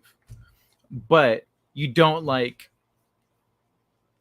think that everything that's out there is funny. I generally come from the place that like everything's kind of funny. But you do have a sense of humor. I've seen you've made jokes and snide little jabs like in our emails and stuff. Not snide, but like you take little shots or like make little cracks at people or at ideas and stuff, etc. So you think that people who like humor are judgmental? Well, like I said, generally, because there are exceptions. It's when you find someone who doesn't seem to think that the same things are funny that everyone else does, they might just have a different sense of humor, a different sensibility. And for me, I really enjoy trying to find out what their sensibility is, what they think is funny. What I've found, what was really disturbing is when I can't find what they think is funny, what I find that they think is funny is other people being hurt. Or like other people essentially getting their comeuppance as they perceive it to be. And that's not cool. That's a malicious person. And so when I'm trying to find someone's sense of humor, engage their sense of humor, when I find that they don't really have a sense of humor, I start narrowing it down. Like, okay, let me see if they're more intellectual. Let me see if they're more like, if they have this dry, serious, deadpan thing. Let me see if I kind of test around. And then if I get to like, oh, you think people getting hurt is funny, or you think people getting their comeuppance is funny, like that's when you find this person, maybe don't deal with them very much. But you're not like that. If you perceive yourself to be someone who doesn't find, I think you think you don't have a sense of humor, but I just perceive you as not having the mainstream sense of humor. You have your own sensibilities and things that you think are funny. I'm pretty sure you think some shit that you've seen in some animes are funny. Sent you something else also. All right, I'll check in a second. Hey, Keely. That's right. What's happening, Keely?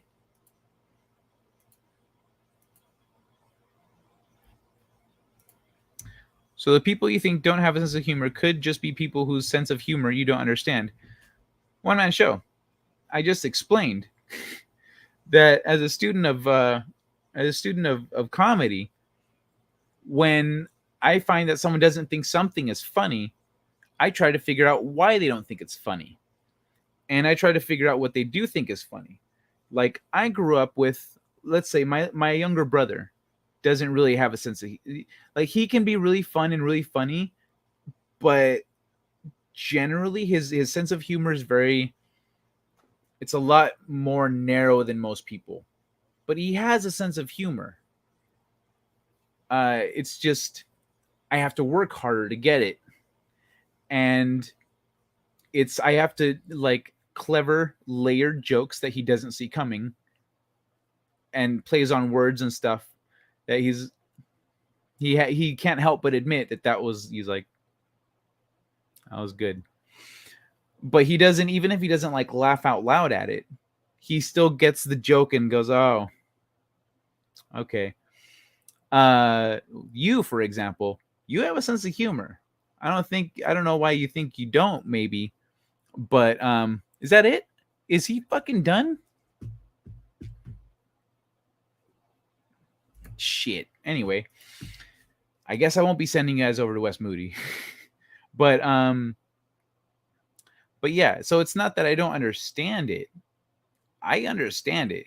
That's why I was saying I poke around, I test it, I test the waters and see where we end up. And as it's kind of like a process of elimination, as we're going through the possibilities, if I get to the point where like people that they, as we were talking, I find out there's certain kind of people, let's say that because this is based on, I'm telling you from past experiences, people that they say don't approve of, or like, let's say, Kai Wynn from Deep Space Nine. Kai Wynn is someone who kind of doesn't have a sense of humor. What she thinks is funny is generally people getting screwed over, or people getting their like, oh, child, if you would have believed in the prophets, this wouldn't have happened. The irony of whatever is almost enough to make me feel pity for you. And like, that's like, you fucking bitch. Kai, how did you get to the level of Kai? Fucking cunt. But that's Kai Wynn. She doesn't have a sense of humor. She's a shitty person. That's her sense of humor. So everyone has a sense of humor. But people, like, that's why I'm saying it's a process of elimination. You go through, you get to know somebody, you figure out what they think is funny. You try out different kinds of jokes. Someone who only has like one kind of joke isn't going to be able to, there's someone who doesn't understand other kinds of comedy. They have their little box that they play in, and that's it. With me, I don't see limits in comedy. Laughter brings us all together. And so I know I can make pretty much, I can make pretty much anyone laugh. The problem is, sometimes I've found that the things that make certain people laugh, once I figure it out, I realize they're like not great. You laugh at clever stuff. I mean, I don't know if you literally laugh, but I know you find humor in things. Especially the way you take jabs at me and stuff. You people who don't have a sense of humor don't take humorous jabs at others. Like, it's subtle, but it is definitely an indicator that you have a sense of humor. So if you're placing yourself in that category, I don't see you there. Please come to Justin Proper's channel next Thursday night at 6 p.m. CST for an all-new episode of Twibs. Kai will be there. That's true. But I'm going to remind people on Wednesday. Or don't forget. I'd forget. Look around, and all of it is funny, especially you, Kai. Well, thank you. And yeah, kind of everything is funny. If you look at if you're focused on the right part of it. Just like positivity, if you're focused on the right element of something, you find positivity, you find something good, you find something healthy and supportive. Twibs is This Week in Bullshit. That is Justin Proper's stream every Thursday at it's 4 p.m. Pacific, so 6 p.m. Central, 7 p.m. Eastern, I think, is This Week in Bullshit with Justin Proper. And I'm there pretty much every Thursday. Ooh, excuse me. So yeah, that's Twibs. I did that today. Today, oh my God, today I did This Week in Bullshit. Immediately went over to Potato Revan's stream to talk about Sonic. And then immediately hopped over to join my friend in Fortnite during her stream. And then got an invite from Mary Mayhem to play with her for a little bit. And then went straight into a meeting with a friend about a project that we're working on. And then immediately had to start getting ready for this. I put up the show, the info, and I tweeted it. And then I went to get food. And then I only had a few minutes left. It was like nonstop since I hopped on Twibs. Just in Anagram, I was unfamiliar with. Oh yeah.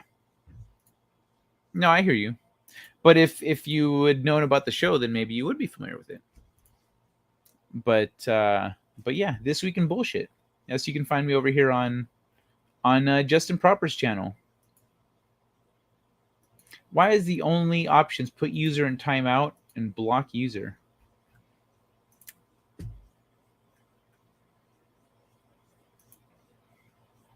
Let me see. Go to channel. That's the one thing that I like about being a mod, is that I can do that when I'm in a chat. Justin Proper. For anyone that's not subscribed, there's Justin Proper's channel in the chat. Yeah, every Thursday I'm over here at This Week in Bullshit. But oh shit. All right, y'all. I think I'm gonna get moving. Is there anything else I could roll on here real quick before I bounce? Bounce. It's only in a positive aspect, as we all know.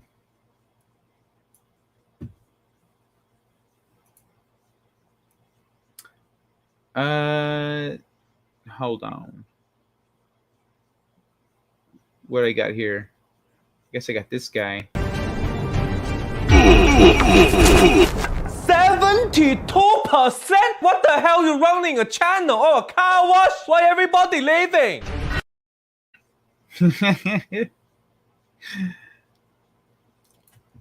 How do I reach these kids? But yeah, I guess it's night time, everybody. It's been fun. It's been fun. But it's time to go to bed. Did you guys want to talk about like the supernatural tomorrow? We could just have a whole thing on the supernatural tomorrow if you guys want.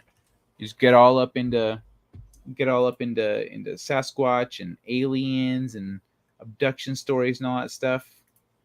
I could see if Pete wants to join, or anyone else from that's been on here before, you know, like Mad Mardigan or Justin Proper. But yeah, would you guys be down for that? Otherwise, I'm just gonna pick what's it called, regular topics. But I guess if I don't see it in the chat, if you don't get to say it in the chat, then drop a comment. And yeah, let me know what you guys if you guys want to see some aliens encrypted stuff tomorrow. Otherwise, maybe I'll just do it on Monday. But good night, everybody. Much love, sweet dreams. Thanks for hanging out. Sounds like a decent Friday topic. All right, cool, sweet. Thank you. All right. Later, dude. All right. See y'all tomorrow night. Thanks for joining me. And send you into Friday with a little bit of hope from our old friends in space. Adios. Second star to the right.